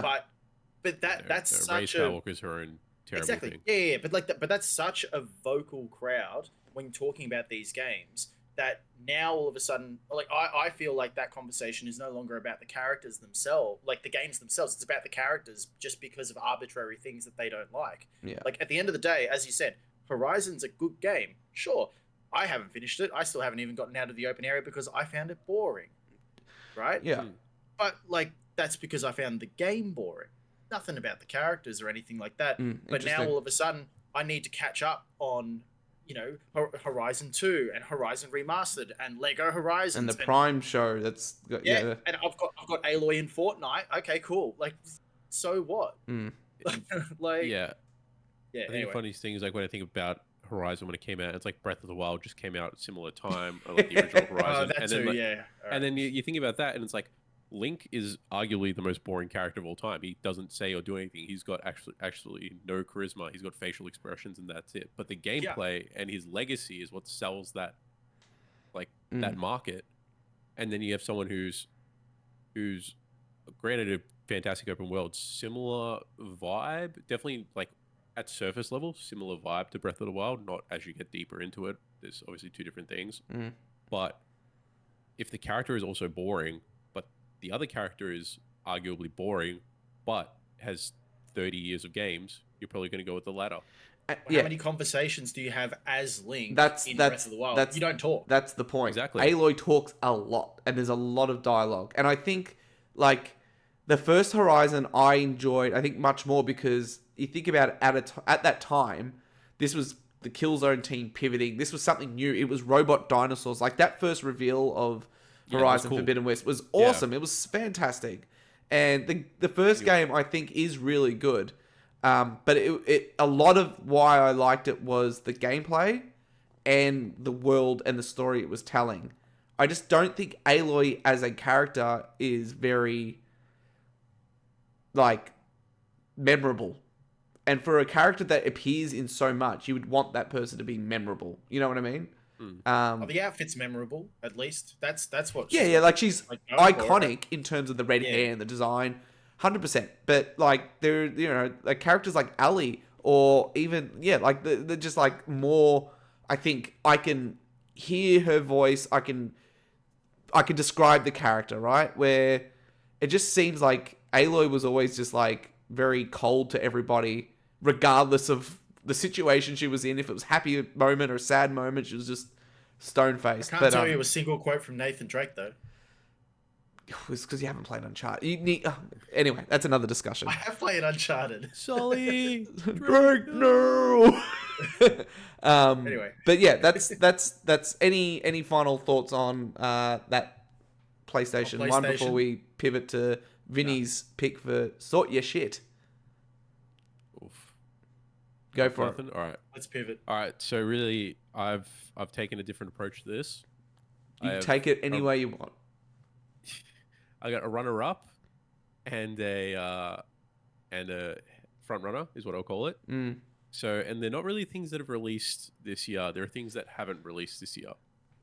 Go The for first it. one is. Wait. Before you say it, remember, Sifu one was nominated for best fighting game. Anything can happen. Go for it. Yep. Okay. There's like 14 days left out of the year. We ain't seen anything. Yeah. Okay. So the first one is Kingdom Hearts 4. We haven't heard anything in, I calculated it, 975 days since the first trailer. Which is short for been- Square Enix. April of 2022 is when we got a trailer. Slow burn. And we have not heard anything else. And Slow they were gonna- burn. Yeah, and they were supposed to release another game, Square Enix, their mobile game for Kingdom Hearts, like Yep. the kind of Pokemon Go-esque game. Where all the That got delayed story till is. next year. Yeah. Yeah, where all the story is. For everyone who doesn't know the Kingdom Hearts lore, it's everything in the mobile games Yeah. because that's what sells apparently. Don't play the numbered ones. Just play the obscure, only released in Japan mobile game. Chain of memories. Yeah. Yeah. Oh, and it's so that's it. One, just Square Enix not doing anything with that. Second is Switch 2 is getting announced by everyone but Nintendo. New Year. So literally New Year. They're so bitter. Like they just won't. They refuse. They just like nope. they've confirmed that the Switch 2 is backwards compatible. That is the only thing they confirmed. They confirmed it via Twitter or X, whatever you say. Yeah. But It's everyone is coming out with its own like. So D brand. If people don't know what D brand is, it's a third party decal and skin company. Cases and stuff. Yeah, they have come up with the quote unquote confirmed image of the Switch 2 on their website now on their new Measurements. with measurements, dimensions, exactly what it's all about, like magnetic locks for the Joy-Cons, new buttons. That's got announced. And then like there's always like the rumor where someone on Reddit has their own copy of the Switch 2 in retail, confirmed by modders. Like this is in the rumor mill, but it says it's going to get announced. He's going to release images on Christmas Day. So we're nearly there. It says he's really, and the motto is like, "Hey, this is confirmed to be real" of the subreddit. So I'm like, wow. Come, what's Christmas Day? Like, gonna be a big day for the internet if it is. Yeah. If it's a hoax, it's a hoax. Nah. And kudos to this guy. I But think if it's real. That is insane, and Nintendo hasn't done anything about it. Meanwhile, the January. only confirmation we got is Nintendo calling it the successor to the Nintendo. They won't even call it the Switch 2. It's the successor to Nintendo Switch. And it will be backwards compatible. Yeah, Yep. that's it. I think we're going to get an announcement. I'm now like, I'm full circle with this. Announcement in January, release March. Like I reckon it's yeah. coming where out I'm March. at. It's coming out March. We've been saying that because that was when the first. I remember that was when the first Switch launched. 2017. Yep. Yeah. I lined up midnight launch for that one. My console bricked day one, and I had to get a new one. Really? Yeah. Yeah, I got a nice high pitched squeal when I plugged in Tears of the King, Breath of the Wild. Sorry. Wow. And Would you trade in your current Switch for a Switch 2? no, I have the OLED. I like that. I might give it away to someone potentially, depending on after like trialing the Switch 2, see how it all works and functions, and I might give it to a friend or give it to someone else who doesn't have a Switch but I wants got to the play it. Pokemon OLED one. I'm not giving that one away. I just got the white one, and I bought Yeah, that no. secondhand as well, and I gave my original Switch to my nephew. Like that's kind of been like, yeah, I get what you mean though when you say like that's the like sort your shit for sort your shit, Nintendo. Nintendo. But like Everyone else is such- sorting it. it's the biggest bit of Nintendo. They can sit there and do that. That's the thing. We've spoken about it before on the show. I think it was last week or last fortnight. Was the fact that Nintendo's in a position where the Switch is selling so well that PlayStation had to pull 4 million units out of their ass for the PlayStation 4 Two. But to say, or sorry, For the Or PlayStation, PlayStation 2, Yeah. sorry, PlayStation 2, sorry, to be the highest selling console of all time. The Switch is on the way to being the highest selling console of all time. and I think it will be. Yeah, well, it's I don't think so now. Not now. But that's- Unless that's they it. count Switch 2 like how part of the PlayStation Switch counts family, PSP like and the Vita. 3DS. Yeah, Switch yeah, family, or Game yeah. Boy, right? Because that's why that's so It's- high. Yeah, but it's so. They can wait. They can take their time. But- They don't but- care. But they can't. The last two quarterly financial reports have shown a direct drop off in the Switch sales, and it's pretty much two things. no real special editions have been released for the Switch because that always sells in the last 6 months. And 2 is when games are getting released day and dot versus like same titles, they're just not performing. No, Like Sonic X Shadow Generations running like trash. running like trash on Even the Switch. that Brotherhood or Brothership, whatever it was called, the Mario Luigi game. That Yeah. Like performance is dipping, and yes, it's probably old at hardware. that point where that's going to run Launch great title on Metroid 4. I think honestly, I think that's why they're holding. I think they want to have a launch and have it launch with like 10 games or something. it's here. You know what I mean? Like I think they want Mario to have Kart 8 Double Deluxe.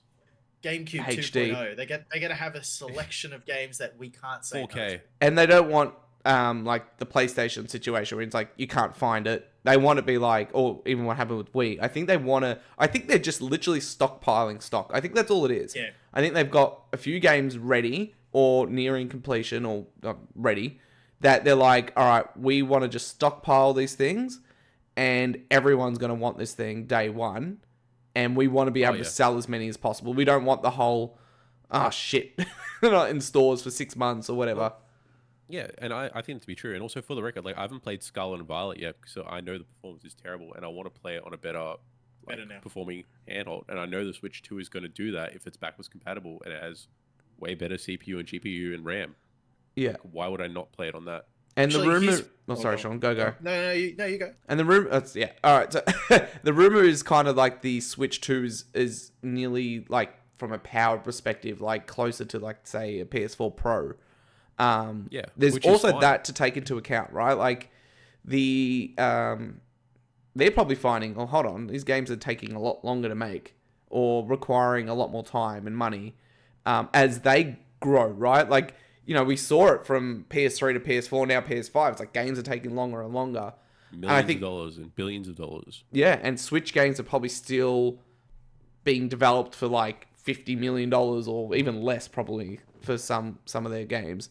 You know, some of the big stuff like Metroid or Zelda would be 100 million, but I would say most of their games are probably being built in 3 years and maybe costing 50 to 60 million dollars, if that. Maybe as they go to that PS4 Pro level of power to get the games at a point where it, you know, fits the scale and scope of what Switch 2 can do, they might be going, hold on, these are taking another year longer than what we were doing before. They're costing us another $30-40 million than they did before. We need to make sure that we can, I guess, make this work. And the only way you make that work is we want these games selling. And I think they're not going to have that issue. Like, whatever they launch, if they had 5 first-party games launch, all 5 games are going to sell 10 plus million. Like, they're going to just fly off shelves. Yeah, you release a Mario Odyssey style, a 3D Mario on release like you did with, what's it called, the 64, and it's going to sell. Like, that's going to be the game that you sell the game with. I've got a question for you guys, and this is regarding the Switch 2 when it does come out, and it does have first-party titles.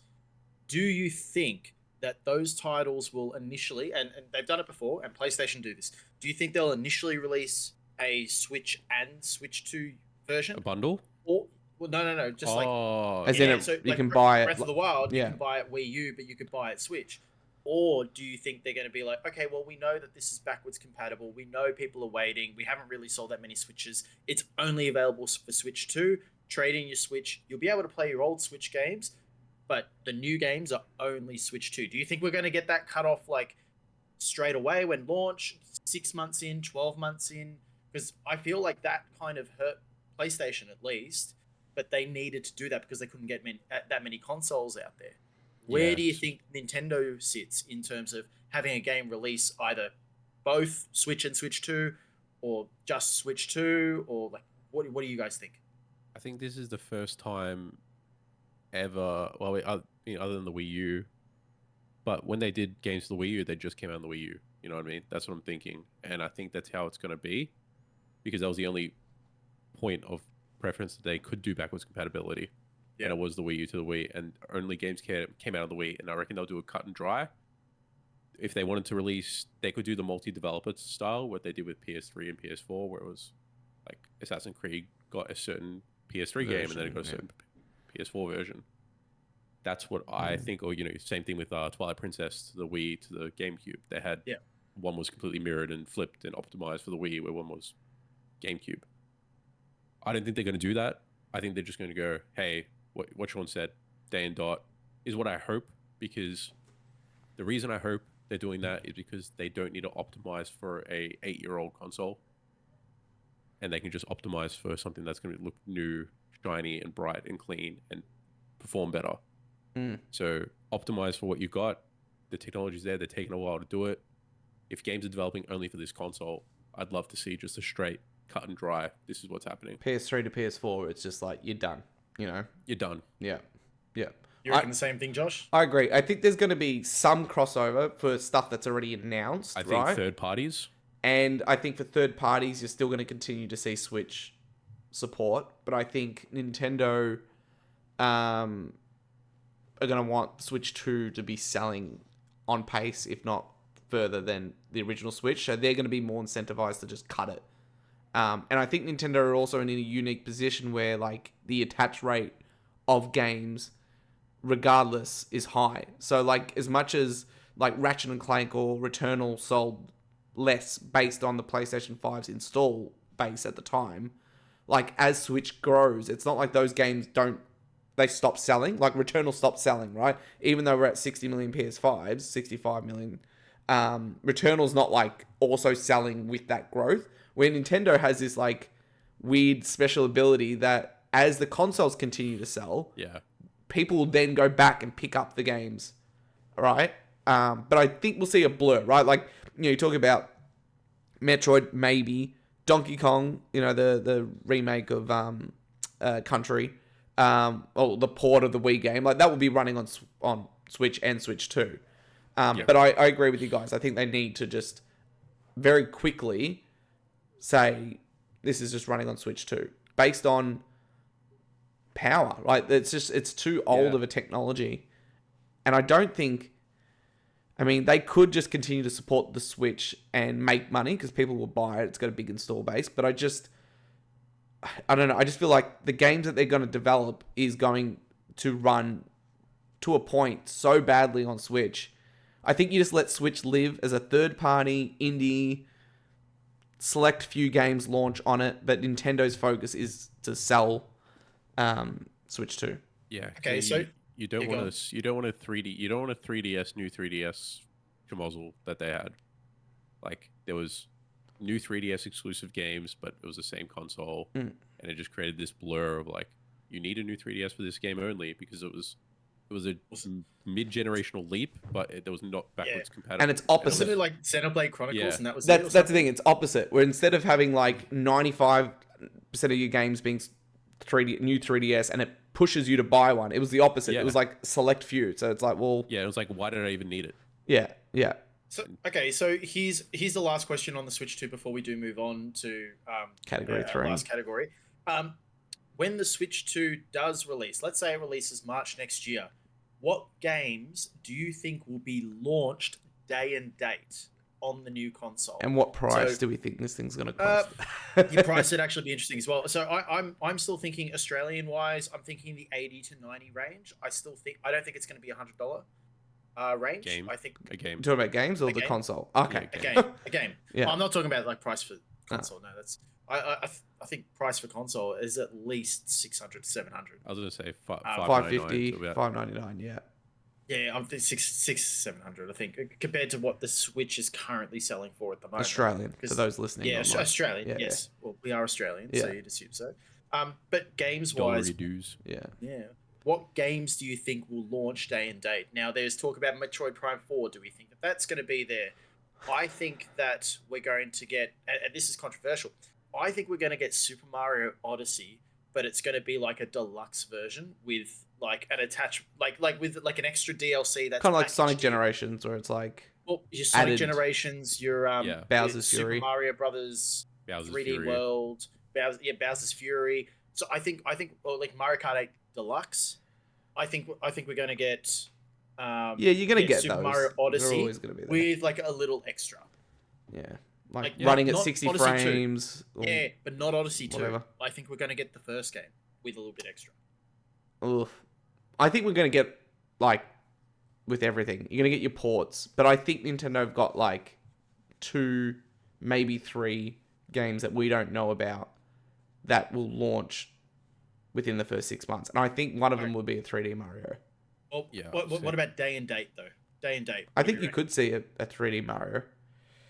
I don't know. I don't. I See think 3D Mario Odyssey or I think Odyssey would come late. Like, I think they'll just do an Odyssey port later, like as in a Shadow Generations type thing, right? right. But I think at launch, it's like, let's push the hardware. How do you push it? New stuff that you can only play on it. Like what? Yeah. Mario. That's- I think that's the it. I think it. Oh, sorry. I think it will be a 3D Mario.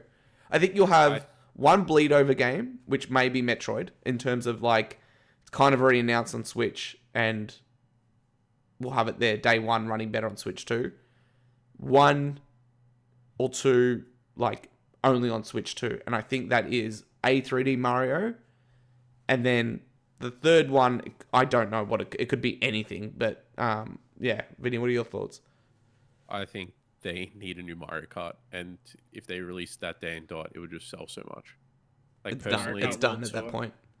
yeah, like if they sell, because that game is it's the magic of Nintendo, where like no matter if this game gets released day one or day 1000, They'll sell the it same is amount. still selling. Yeah. It is selling the same amount because it is that game is lightning in a bottle, and they keep hitting it time and time again, and they haven't released a new Mario Kart technically since the Wii U, which is what, I'm 10 years? calling it. No. They have. They did the mobile one, the World Tour. oh, the World Tour. Yeah. I'm gonna go out on a limb and say that it's gonna be called Mario Kart X. Oh yeah, Mario Kart 10. Just yeah. do Nintendo Kart, really. Like, why? No, Just Mario Kart X. No, And it has Mario characters- Kart sells. yeah, I would, but then I would just name. make it like, I don't know, like how the DLC ended up adding Link and everyone else anyway. Well, Exactly. they still got the As- booster. They still got the booster packs, don't they? Like the booster courses. They're still releasing those, aren't they? I Or are don't they know. finished with those? They finished. Okay. All right, we're gonna move on to the final category of the Covenant Game of the Year. The way we're gonna do it, we're gonna select a game and a runner-up that launched or we played this year that you felt defined the year in gaming, and we're gonna explain why. So what we're gonna do, we're gonna go around the ground first to do our runner-up. Right? We don't need to spend too much time on the runner-up, or rather just we want to give, it's hard to pick a game. So the runner-up is kind of, we want to give it flowers. It was close. You think it's worth mentioning. Obviously, it is hard to drill it down to 2 games. But we're going to go around with our runners-up. All right?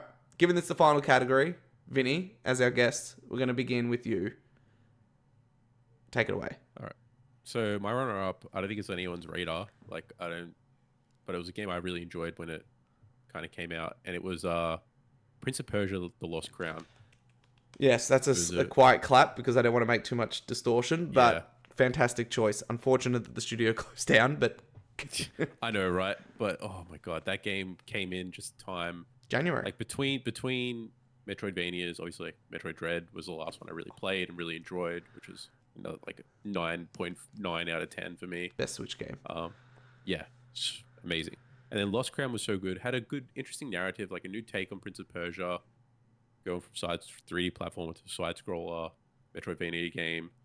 Cool upgrades, challenging enough. Like not challenging enough that I feel like anyone could play it and beat it, and the upgradability within game, and the world was so open.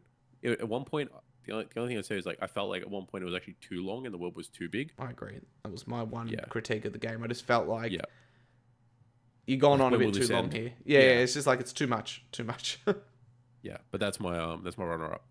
Yeah, fantastic pick. Sean, what are your thoughts very quickly on, did you play Lost Crown or?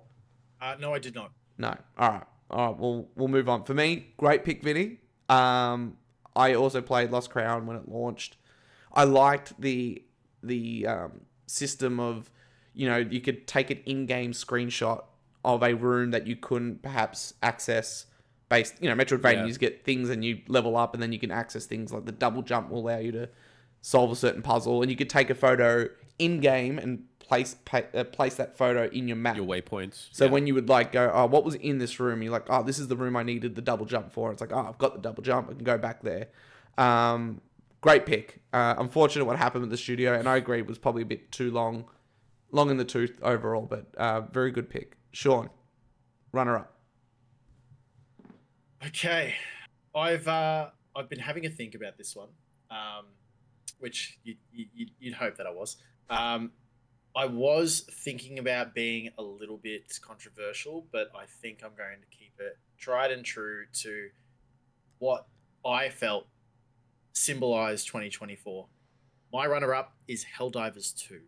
Hey, another great pick. I think Helldivers 2 was such a change from the first game. The marketing campaign was genius. And the ability for it to stay fresh, stay current, whether you're solo, in a team, I think it brings a lot to kind of like the repetitive online shooter. Like in team-based. And I'm more of a fan of PvE or PvM, so player versus monster, than I am against PvP. So I feel like Helldivers 2, for what it was able to do and the impact that it had in such a short period of time after launch, I think it has to be recognized as one of those indie titles. I agree. That's a fantastic pick. I mean, Helldivers' success was a shock to everyone, including Sony, right? Like, I think they said that it's their fastest selling new IP ever. Selling better than games like God of War, 12 plus million units. I mean, for someone like me who doesn't play online, like I spent a lot of time and money because I was a bit lazy. I just pay for the upgrade with Helldivers 2. And, you know, I actually think, like, you know, not to talk about the Jeff Keighley thing, I think that Helldivers 2 probably should have been nominated for Game of the Year in terms of how much it took the world by storm. And I know it had its dips when they started nerfing characters, guns and things like that. It's seen a resurgence now since the Game Awards, now that they've released a significant update to the game, including new enemies and maps and, you know, cars and mechs and things like that. Yeah, I mean, I spent over 60 and a half hours in it. Yeah. And I think it's a return to a style of game that we don't see. And I think we're going to see a lot of Helldivers clones over the next few years. Just like we saw a lot of Among Us, Fall Guys, just rip-off style games. I think we're going to see that with Helldivers 2. And I think that's a very, very good pick. So yeah, Vinny, did you play Helldivers at all? No, I didn't. I did watch a few streams of people playing, and my friends were obsessed with it for the two, like, I reckon for about a good 6 to 8 weeks. They were just like, boys, we're going on. Had a good 3 months, I think, like overall in the world, like in terms of like not just you, but like 3 months, it was Helldivers everywhere. Which is crazy when you think of like the attention span for games these days, especially for an online base. Like you have the legacy people who still play their WoW, still play their leagues, still play Overwatch for some reason, Destiny 2. But then you have games that are kind of like a flash in the pan where they just burn, like they start really hot and then they just burn out so fast. But for a new IP to come in and do that and to last like 3 months, which we say in the gaming world is a long time. Like isn't it something like 70 or 80% of sales happen within the first 3 months of a game's release and then it just drops off. Like, yeah, like that's huge. So good on Sony for that one. Arrowhead did a good job. And I think, like, for me, it's like that's how I would design games, like with that in mind, where it's like, I don't know, this is a very bigger conversation for another time, but the idea of like, why are people making games like Concord where it's like, no, we're designing this to take over your life, and this fits into your replacing of Destiny or another games as a service. That's a tall task to, you know, try to take on. Why can't it just be a game that maybe people play for 6 months, don't touch it for another 6 months, come back for a little bit? I mean, you've sold 12 million units. Like, why does this need to be a lifestyle choice? So maybe that needs to be... I hope Sony's taken those learnings, right? And it's like our next online game, we want to learn from Helldivers, and it's just something different, something you can play and hopefully sell, and then we don't need to like necessarily dedicate our lives to it. All right, my choice for runner-up. This was probably one of the hardest years for me to pick a game of the year and runner-up. I think I played more, like, people talk about 2023 as like a really fantastic year in game releases, which it was. But for me, 2024 was more of a year with games appealing to me. And there were, I think, 6 games in my mind that I could easily condense into a game of the year category that all deserved it for different reasons. But the choice out of 1 and 2 were very clear from the start, and it's been a back and forth as to which game is my game of the year. So my runner-up is Metaphor ReFantazio. I spent 95 hours in this world.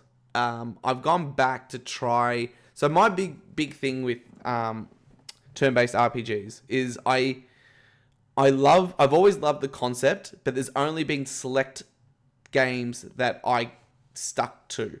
And it's probably the style of gamer I am and the whole slower pace that typically comes with RPGs and the length involved and the time dedicated and needed to play these games. And as someone who's obviously newish to modern Final Fantasy and things like that, it's not really a true... it's just simply not a turn-based RPG. So my history with Atlas and Persona was I always was interested from the sidelines. I always loved their style. I even post-Metaphor tried getting into Persona 5 again for like the 3rd time. And I've ultimately came away with the same feeling that I felt when I played it the first time. I just don't vibe with the tone and the high school setting. And what Metaphor did so fantastically was the shift into fantasy. But not just wizards and dragons. Like, it's like a intellectual, smart look at what it means to be in a fantasy world and what fantasy is. And it's storytelling, its characters, the gameplay, for me, worked much more than... personally, I think it's the best game Atlas has ever made, with the caveat that I have not finished any of the Personas, but I've only played... Like, I played a bit of 4, I've played maybe 10 hours of Reload, and I've played, obviously, all of Metaphor. And I'm saying it's the best because it's the one that I stuck with, so take that with a big grain of salt. But for me, like, now that I've played 3, 5, and this, I think it's, one, for me, the tone, the serious tone, the world, the storytelling... The story itself, I thought, was really well done. But I think also it's the evolution of the gameplay cycle. And what I mean by that is, like, people who know Atlas games, and Vinnie, you could talk to this in a sec, there is it's just as much time as you're spent in battle is you're probably spending nearly twice that amount of time doing literally everything else. And for me, I struggled with the split between, like, cool character design and really cool combat, and now I'm in a classroom having to answer questions like I'm literally in school, and then hearing about, like, oh, I was in the football team and, I hurt my leg and I can't do this anymore. I'm actually doing it. I think there's, I'm actually running for my brother, and I promised I'd do something for it, whatever. I think that's Persona 3, and I've probably combined a bit of Persona 5 in there. You've combined all the Personas. All together. So it's like, that didn't get me through, as opposed to, how do I do this without spoiling anything of Metaphor, as opposed to, hey, I am the captain of this town, and I need to rally my people together, and people have turned against me. Like, it's a bit more, let me say, I somehow connect better with a fantasy character that is in a fantasy world as opposed to a high school student doing high school-y things. And this is someone who's like, I really love Japanese culture, I love anime to a degree, but I never fantasize about being back in high school or role-playing the whole, like, talk to this girl, go to this... Do I go to the gym, or do I read a book, or do I go work at the cafe? Like, that just never appealed to me. And I think that Metaphor just had a good flow of dungeon gameplay, your main story beats that all the Persona games do have, which are all, from my experience, fantastic. But I feel like the other portion of the game that isn't your social links, or which isn't your, what's the equivalent in Persona, Vinny? Of social links? It's called social links? Okay. Yeah. Like those moments I get, right? Because in Persona it's in the real world, and with Metaphor you're in the world that you're in. But so say the dungeon crawling's like a portion of the game, the other portion's the social links. It's the rest of it I think Metaphor does really well, where it's like meaningful side missions, side dungeons, not just going into a world that just kind of generates on its own. It's all random. Like everything's kind of bespoke, story driven, meaningful side missions that actually attach to the main plot in a way that I think is more compelling. And again, just take all this with a grain of salt, because I haven't played all the Atlas games to completion. In fact, Vinny's probably the best person to, once he's finished Metaphor, share his thoughts as to how it compares. But for me, it got me through. And it got me through 95 hours. It still got me thinking about the game. The soundtrack's amazing. The characters were fantastic. The story was incredible. I think my only knock against the game is, and this is something I'll probably fix in like a Royal Edition, there is a lot of it still unvoiced, where I just feel like there is some impactful moments that I'm just reading. To capture. And I know, like with Persona 5 Royal and even with Reload, that was something they added, right? It's like everyone's voiced and everything is voiced. Anyway, I've rambled. Vinny, I'll probably just go to you on this, because I know you've spent time with Metaphor, and probably out of the three of us, unless Sean, you've got any thoughts as well, probably the biggest Atlas fan. I thought we were keeping things short. Sorry, I went on a bit of a preamble. Right. One of my favorite Atlas games was Dark Chronicle or Dark Cloud 2. So I've played a couple of the earlier ones before Persona. So yeah, thanks. No, it's all good. I haven't played Metaphor.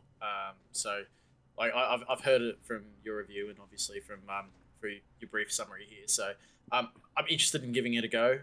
Persona, I haven't tried or anything like that. I know it's on Game Pass, I guess, but yeah. It hasn't really been the thing that has really gripped me. I think most of my time is spent now in Disney Dreamlight Adventure, but that's fine. But Vinny, what about you? What are your thoughts on Metaphor being runner-up? I mean, I'm surprised not your game of the year, considering how much you were compelled to play and the hours you put in. But it was very hard at the same to pick. time, yeah, I haven't really played too much of it. I just finished Sonic X Shadows Generations, the next game on the list. Want to play when I have a lot of time, but I started out playing back Atlas games, and my little TLDR is like I started in Shin Megami Tensei on the DS. Didn't really like it. It was too much dungeon crawling, not enough kind of story. And then I got into Persona 4 and I loved it, and that was a high school experience, but it built that relationship and you felt really connected to the characters, and that's the thing that I really enjoyed about that. Pivoting, then you had like Catherine Full Body, Catherine, which I really enjoyed, and that was a different take. It wasn't completely a different tactical RPG. It was a puzzle game, but kind of that relationship, and like you're in a dream sequence. Persona 5 Royal, up here. Persona 3 Reload, down here, because it felt like it was just a dated version of the game. Like Persona 5 Royal did that, just did it so much better and optimized it so much better. Yeah. So I can see what you mean, where it's like, if you don't like that high school relationship, social link forming, but you enjoy the gameplay, and apparently the gameplay is a lot more tactful than Persona 5 itself, because it's not just weakness kills weakness. It's a lot of pivoting, a lot of changing. Yeah. I could see why you'd find it to be more compelling. And also fantasy is one of those things where it's just like, it just hits. And it's like it's done engaged, really smart. If you're engaged, like I can enjoy a fantasy, watch 1,000 episodes of something if I really enjoy it. And I just think the archetype, even the designs of the archetypes, which are your personas, are like really well done. And that was another thing I always struggled with Persona, was like I couldn't get my head, and I still can't get my head around the actual Persona system of like fusing personas, not knowing exactly what you're gonna get, and then like, hey, this persona that looks like a pixie is somehow stronger than this really cool knight thing that you had moments ago. Like, I still can't get my head around it. But anyway, that's a topic for another day. yeah. I just want to also Yeah. bring it up. No, I was wrong. So Dark Chronicle and Dark Cloud are level 5, not Atlas. I think Atlas published, or Maybe were they part of published it or something. Yeah. No, the ones I'm thinking about Oh, is Sony did. Snowboard Kids and Snowboard Kids 2. Of course. I mean, Atlas. classic games. Classic Atlas. 64. Yeah. Love it. You know, as a sidebar before we actually go to Game of the Year, I actually think that's interesting. I wonder if there's like other examples of studios or teams that make very specific games. Like Metaphor and Persona and Shin Megami Tensei are like of the same ilk, right? As much as they're different. FromSoft. Yeah. And it's like, Yeah, true. I might really love Metaphor, but I might never really fall in love with Persona. Like, that's just interesting, right? Because they're very similar, really. But it's, again, it comes down to tone, and I think setting that sets it apart. And that's what we spoke about earlier with Concord, right? Where it's like gameplay, sound, and art. Anyway. The final Game of the Year. This is the big one. So we're all going to give our Game of the Year. I'm assuming, like, I'm going to speak for myself here. This was a very difficult choice, as I touched on before. But Sean, we'll start with you this time. What's your Game of the Year for 2024? I was going to say 2025. We're not there yet. Really? I have had a little bit of a think about this, and I think at the end of the day, I haven't spent a lot of time playing a lot of new games this year. Moving into my new place, I've spent a lot of time going back and playing a lot of my backlog and going through that.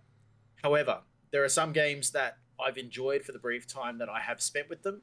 And so my Game of the Year, which according to TrueTrophies.com, I was the 199th person to platinum it in the world, is Astrobot. I'll keep it very short and sweet, but I think as a Take your time. general... You go as long as you want. No. I think short and sweet's the best, because the game is. It's not too much of a lengthy game. It's enough for me in my busy 9 to 5 plus a second job and plus cricket and all these other things that I do. Astrobot's one of those games that I can sit down and play over a couple of days, finish it, and say, man, that was a great experience. Yeah. It's not a game that I have to keep repeating to come back to. It's not a game that frustrates me too much, except for the end game. It's a little bit... Final shapes but level, it was, man. yeah, and, Oh, yeah. and as much as the nostalgia didn't quite hit me as much as like yourself, Josh, for example, because I haven't grown up necessarily as like a PlayStation fanboy or anything like that. I've just, do I have a console? Yes. Can I play games on it? Yes. And then that's how I do it. But I was able to appreciate kind of walking through, the history of PlayStation, seeing characters and like, oh, where are they from? Like, and trying to guess where they're coming from rather than knowing straight away, like, oh yeah, that's from Resident Evil. It's like, yeah, but who's this person? So that, plus the fact that it's a super solid platformer, plus it's got collectibles involved. I think when there was the Astrobot launch title with the PlayStation 5, the free Astro's game, Playroom, yeah. Astro's Playroom, I think that really set the tone for a super solid platformer. And now that they've been able to create and launch a full standalone AAA version, and Team Asobi's done really well with that. Yeah. I think it's all... I'm not going to be the one to call it a renaissance of platform gaming, because I don't think that's the case. But I think when we talk about the sort your shit and everything else that we've spoken about in this podcast for today, at least, Astrobot should be an indicator of what PlayStation can do. And that's because they have the characters, they have the worlds, they have so much IP that they can utilize. Most of the time they've chosen not to, and when they have, they've made it super hard for you to really do it. Yeah. If you borrow a page out of Nintendo's book, in being able to keep them relevant over decades, whether it's through new games, new experiences, tied into other games, Astrobot has that ability to do that. It has the ability to be the mascot of PlayStation. Regardless of Aloy or Nathan Drake or Kratos or anything like that, at the end of the day, Astrobot can do that because it's not an MA title. It's a game that can appeal to kids growing up, which we were all at some stage. And those are the games, like we talk about Spyro, we talk about Gex, we talk about Pokemon and all that. That's what we had growing up. We talk about Gex. We all talk about Gex here. We talk about Croc. And we talk about Croc. Hey, he's coming. He's coming back. He's come back. Anyway, but Astrobot is. Did you see Gex is in Astrobot now? He's part of the. He's a new bot. Isn't he? No, he just got added as part of. See? I'm tying it all in together. Square Enix, out of all the characters they could have. Anyway. Don't at me. I'm tying it all in together. I know what I'm saying. Yeah. I'm not reading off a script. But I think that Astrobot has that ability to be able to tie in for this generation going forward. And so the game's super solid as well. It's well received. It's a first party title. It's one of those games that's not full price as well. So people are going to pick it up over other titles.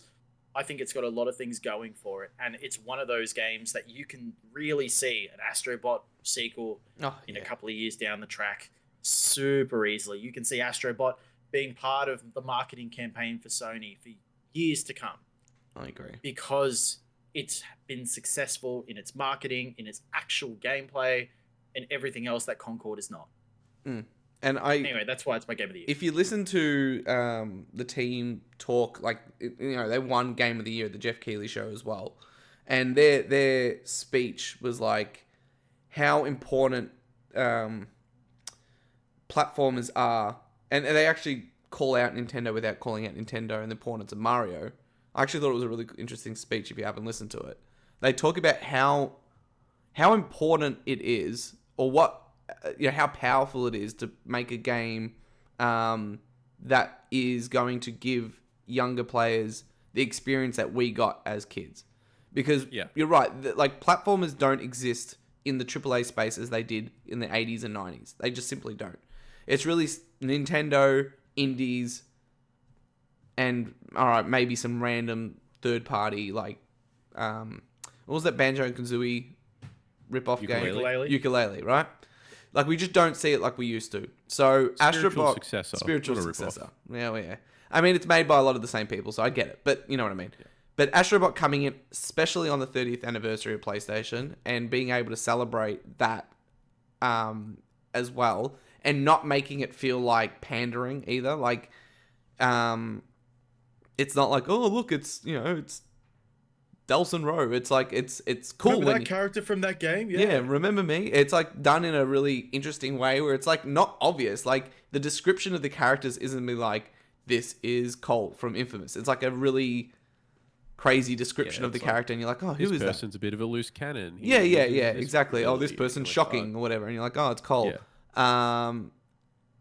I love Astrobot. And I like the evolution of, like, the first game is in not the first game, but the PS5 launch game to this one, how it's like the evolution of the PlayStation history, where before it was the bots, but this one introduced like playing or absorbing the character itself. So there's like levels dedicated and worlds dedicated, spoilers for Astrobot, for some of PlayStation's characters.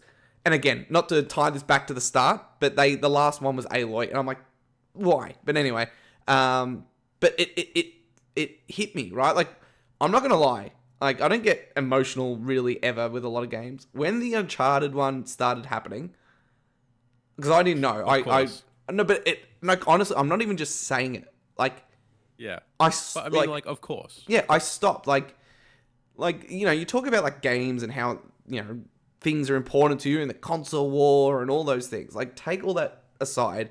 Like, for me, PlayStation is the place I play, but it's more, for me, the games are more than just I play on PlayStation and I love PlayStation games because they're made by PlayStation, right? Like, you know, I've got an Uncharted tattoo. My son is called Nathan. Like, I'm a huge Uncharted guy, right? Like, clearly. Yeah. And really like Tom Holland, yeah. Yeah, massive fan. And Mark Wahlberg as Sully. When that level started, I remember putting the controller down and just letting it run. And it was just like the Astrobot mix of dun, dun, dun, dun, you know, the Uncharted theme playing. And I'm like, man, this is like powerful, right? And this is for a series that isn't that old. And, you know, this could be the same for another person with another game that they come across in the world. And it's like, oh my God, it's this character. So Astrobot's like the perfect way to connect the old and the new, doing it in a way that everyone loves and it isn't like pandering. It isn't like the, what's that new Amazon Prime show? Secret Level, where it's like, Yeah. oh, okay, we're putting everyone together. Like, the last episode's apparently not very good, and it's the PlayStation one where it's like all the characters just show up.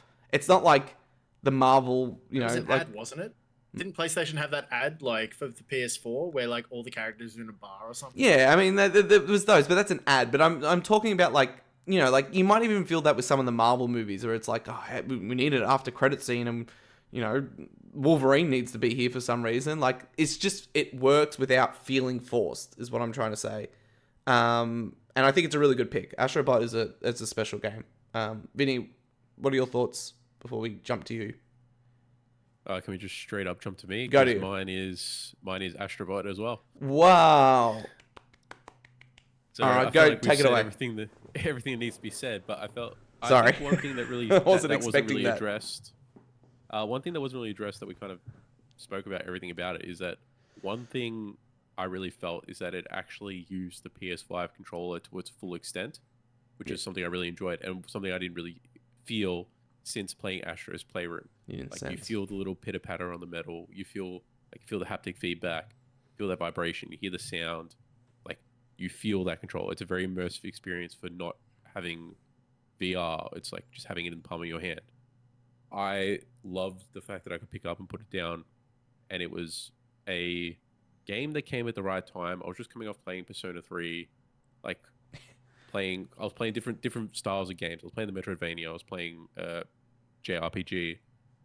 I needed something that I could just pick up, play, put down, do a level. And funny thing about me is, like, I didn't even buy the game. Like, I borrowed it off a friend. Like, I bought it now because it won Game of the Year and you got to support it. But I 100%ed the game. Didn't get the platinum, just 100%ed it. Did that nice fun level at the end. But the best part is, like, the reason I purchased the game is they're just coming up, like, they're bringing out new content. Like, they're adding more, like you said, Gex. They're adding new levels. They're doing the speedrun levels. Like, Christmas one. this just stuff launched, is yeah. The Christmas one, which is just like it's not even a hard level. It's just like Normal. bask in the wonder that is Astrobot and enjoy Christmas it for what it is, which is a great game. Like, phenomenal. And it's that platformer that I needed. Yeah. You know what I mean? It came at the right time. And it does the whole, like, mainstream does everything well. playability, but then also have, like, for those who really want to 100% it, the level, you know, those secret levels are difficult, those shapes ones, right? Like, yeah, fantastic pick. All right. This was, again, difficult decision. There's so many games I want to talk to and talk about. But for me, when I sit back and talk 2024, this is a game I played early in the year, February. I know what it is. So obvious. Sure. And this is a little game called Final Fantasy VII Rebirth. It was neck and neck with Metaphor. And I think what ultimately took it to the next level is I'm really loving the way Final Fantasy VII Remake series is playing around with expectation and reality. And I think Rebirth, for all the praise that it got, is going to have much more love once Part 3 comes out. Because very similar to what Remake did with the ending, it's the levels of the ending. There's the understanding of what you saw on the screen, and then there's also understanding what the implications are and what they're trying to imply and how that affects what will happen in Part 3. I'm not going to spoil it. And I think the overall package was a big step up from Remake in terms of scope, right? We went from linear to open world. It isn't perfect, though. I think that there was too much inspiration taken from perhaps some Ubisoft? Western open world RPGs, including climbing towers. I'm not going to give the game a knock for the mini games because Final Fantasy VII was very heavily mini game focused, even the original. I think the game was padded out slightly too much. It was probably my biggest critique. Some of the and again, I did everything. I think like my next playthrough of it, I want to do a remake and rebirth playthrough, and I'm just going to do like more of a story playthrough, and I think I'm going to love it even more. But in terms of like storytelling, in terms of sophistication of characters, I mean, like, you know, these characters were popular before the remake series, right? Like 7 was huge, and then you had the spin-offs and the movies and whatever. But the maybe I talked to Vinnie offline about, I don't know if we're on the same page with the levels of what the ending of. Oh no, we are. Yeah. I think it's very well done is all I'm gonna say. I'm enjoying the path it's taking, and I've come from the other side where it's like, oh, why didn't I just want like a fresh remake of the original game or like a remaster? But I am on board with the retelling. Like, I think it's super interesting, and the way they're going about it, and the way the antagonist is kind of about it as well. So you're almost playing with them, which is weird because it's from a different perspective. Yeah, there's meta narratives going on. Yeah, meta narratives is the best way to explain it. But yeah, it's basically come down to like, for me, I think Metaphor is very quickly becoming one of my favorite games ever. And I think Final Fantasy is 7 Remake, Rebirth, I just bundled them together, is also in that conversation. So again, that's why it was very difficult for me. But yeah, I mean, a fantastic year. Like there were countless games we could have pointed to, but I think, I think we've picked a very diverse selection of games, right? And it kind of shows to our taste. We've got Metroidvania and 3D platformer. We had 3D platformer, and what was your runner-up? And multiplayer game in Helldivers. And then for me, I'm just full weeb Japanese RPG. But interesting, right? You've lost the plot. It's come full circle. The Joshua Lewis I used to know is never. He was Killzone and Resistance. That was all he was Uncharted, and that's it. That's just Uncharted. And yeah, like, you know, obviously, I think people just assumed Astrobot was going to be mine, or even Black Myth or something like that. But yeah, what a fantastic year. And I think 2025 is looking stacked. But yes, that's been our picks for Game of the Year for 2024. We'll go around the grounds very quickly before we wrap up. Vinny, any final thoughts? It's been great having you back on. Anything you would like to say before we close out? No, nothing. It's been fun to do this again. I've forgot how much I missed this. I really enjoyed it. If only I had more time in my life. You're welcome back whenever you want. Whenever you want. All right, done. I'll just be a floater. You float. You are a bit of a floater. That's kind of your thing, right? You just float. You know what I mean? Cruise. You're just cruising. You know, you never know when he's going to show up. You never know how long he's going to be there, but he's there. All right. I'm flaky, apparently. No, I didn't mean it like that. Sean, any final closing thoughts? Obviously, we've been doing this revamp of the show now for a year. We're taking a bit of a break now over the Christmas period, so we're going to enjoy that. But anything you want to say as we close out? Put me on the spot. Now, I think at the end of the day, I think that we did have a fair few games that came out this year that are worthy of, you know, being in the conversation for being great games. And at the start of the year, we probably didn't have that. And I think probably since COVID, except for maybe last year, 2023, which was meant to be the year where all the games came out, like all the ones that being worked under COVID and all that sort of stuff. Like last year was meant to be the year. This year has been super solid. However, in saying that, we don't know where PlayStation's going with their games as a service. Like, what will we do from what they're telling us? But, like, where are they going in that? Where's Xbox going in terms of their Game Pass? Everywhere, apparently. Titles. But, like, what's the draw card? Is Nintendo doing Nintendo Switch 2 at the start of the year? And then, obviously, you've got Steam and you've got Epic in the background. Apple's doing their thing. The Intellivision is still hanging around. Earthworm Jim, anyone? So there's a lot of stuff that's kind of in the background, in the works. So with 2025 on the horizon, I think we need to start probably thinking about, okay, do we really care about AAA titles and like them being the draw cards, or maybe we start thinking about, okay, is it less about the main games that are getting marketed and sold, or is it more about being able to play the games that you want to play on any device? Oh, God, do I sound like Phil Spencer now? I was about to say that sounds like an Xbox argument, but PlayStation's doing their handheld as well. Yeah. Nintendo's got the Nintendo Switch 2. We've got the ROG. We've got all these other things that are starting to go handheld and starting to do cloud gaming. Is 2025 the year where we start to see that have more of an influence than we have in the past? I guess that's probably my last final thought. And also, today's been sponsored by Three Horn Brewing. They do mead. It's really nice. I finished this entire bottle this podcast. There Anyway, you go. carry on. I don't think they'd appreciate you Entire saying bottle? that right at the Yeah. end of the... Jesus. That explains damn. the whole... Yeah, Sean's going to be available in places that Game Pass exists.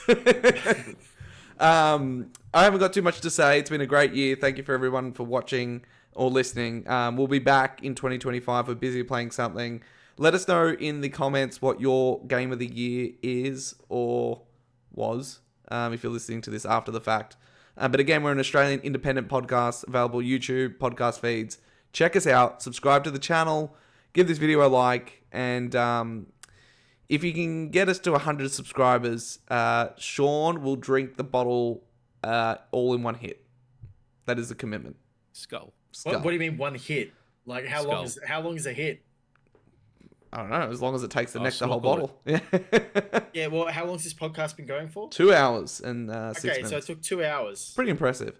With talking. But have a safe Christmas, safe holidays. We'll see you in the next new year. And bring us backwards compatibility for PS3 on PS5. And goodbye. Hey, Josh, they said that. They said it was happening. Tomorrow could be the year. I mean, tomorrow could be the year. Next year could be the year.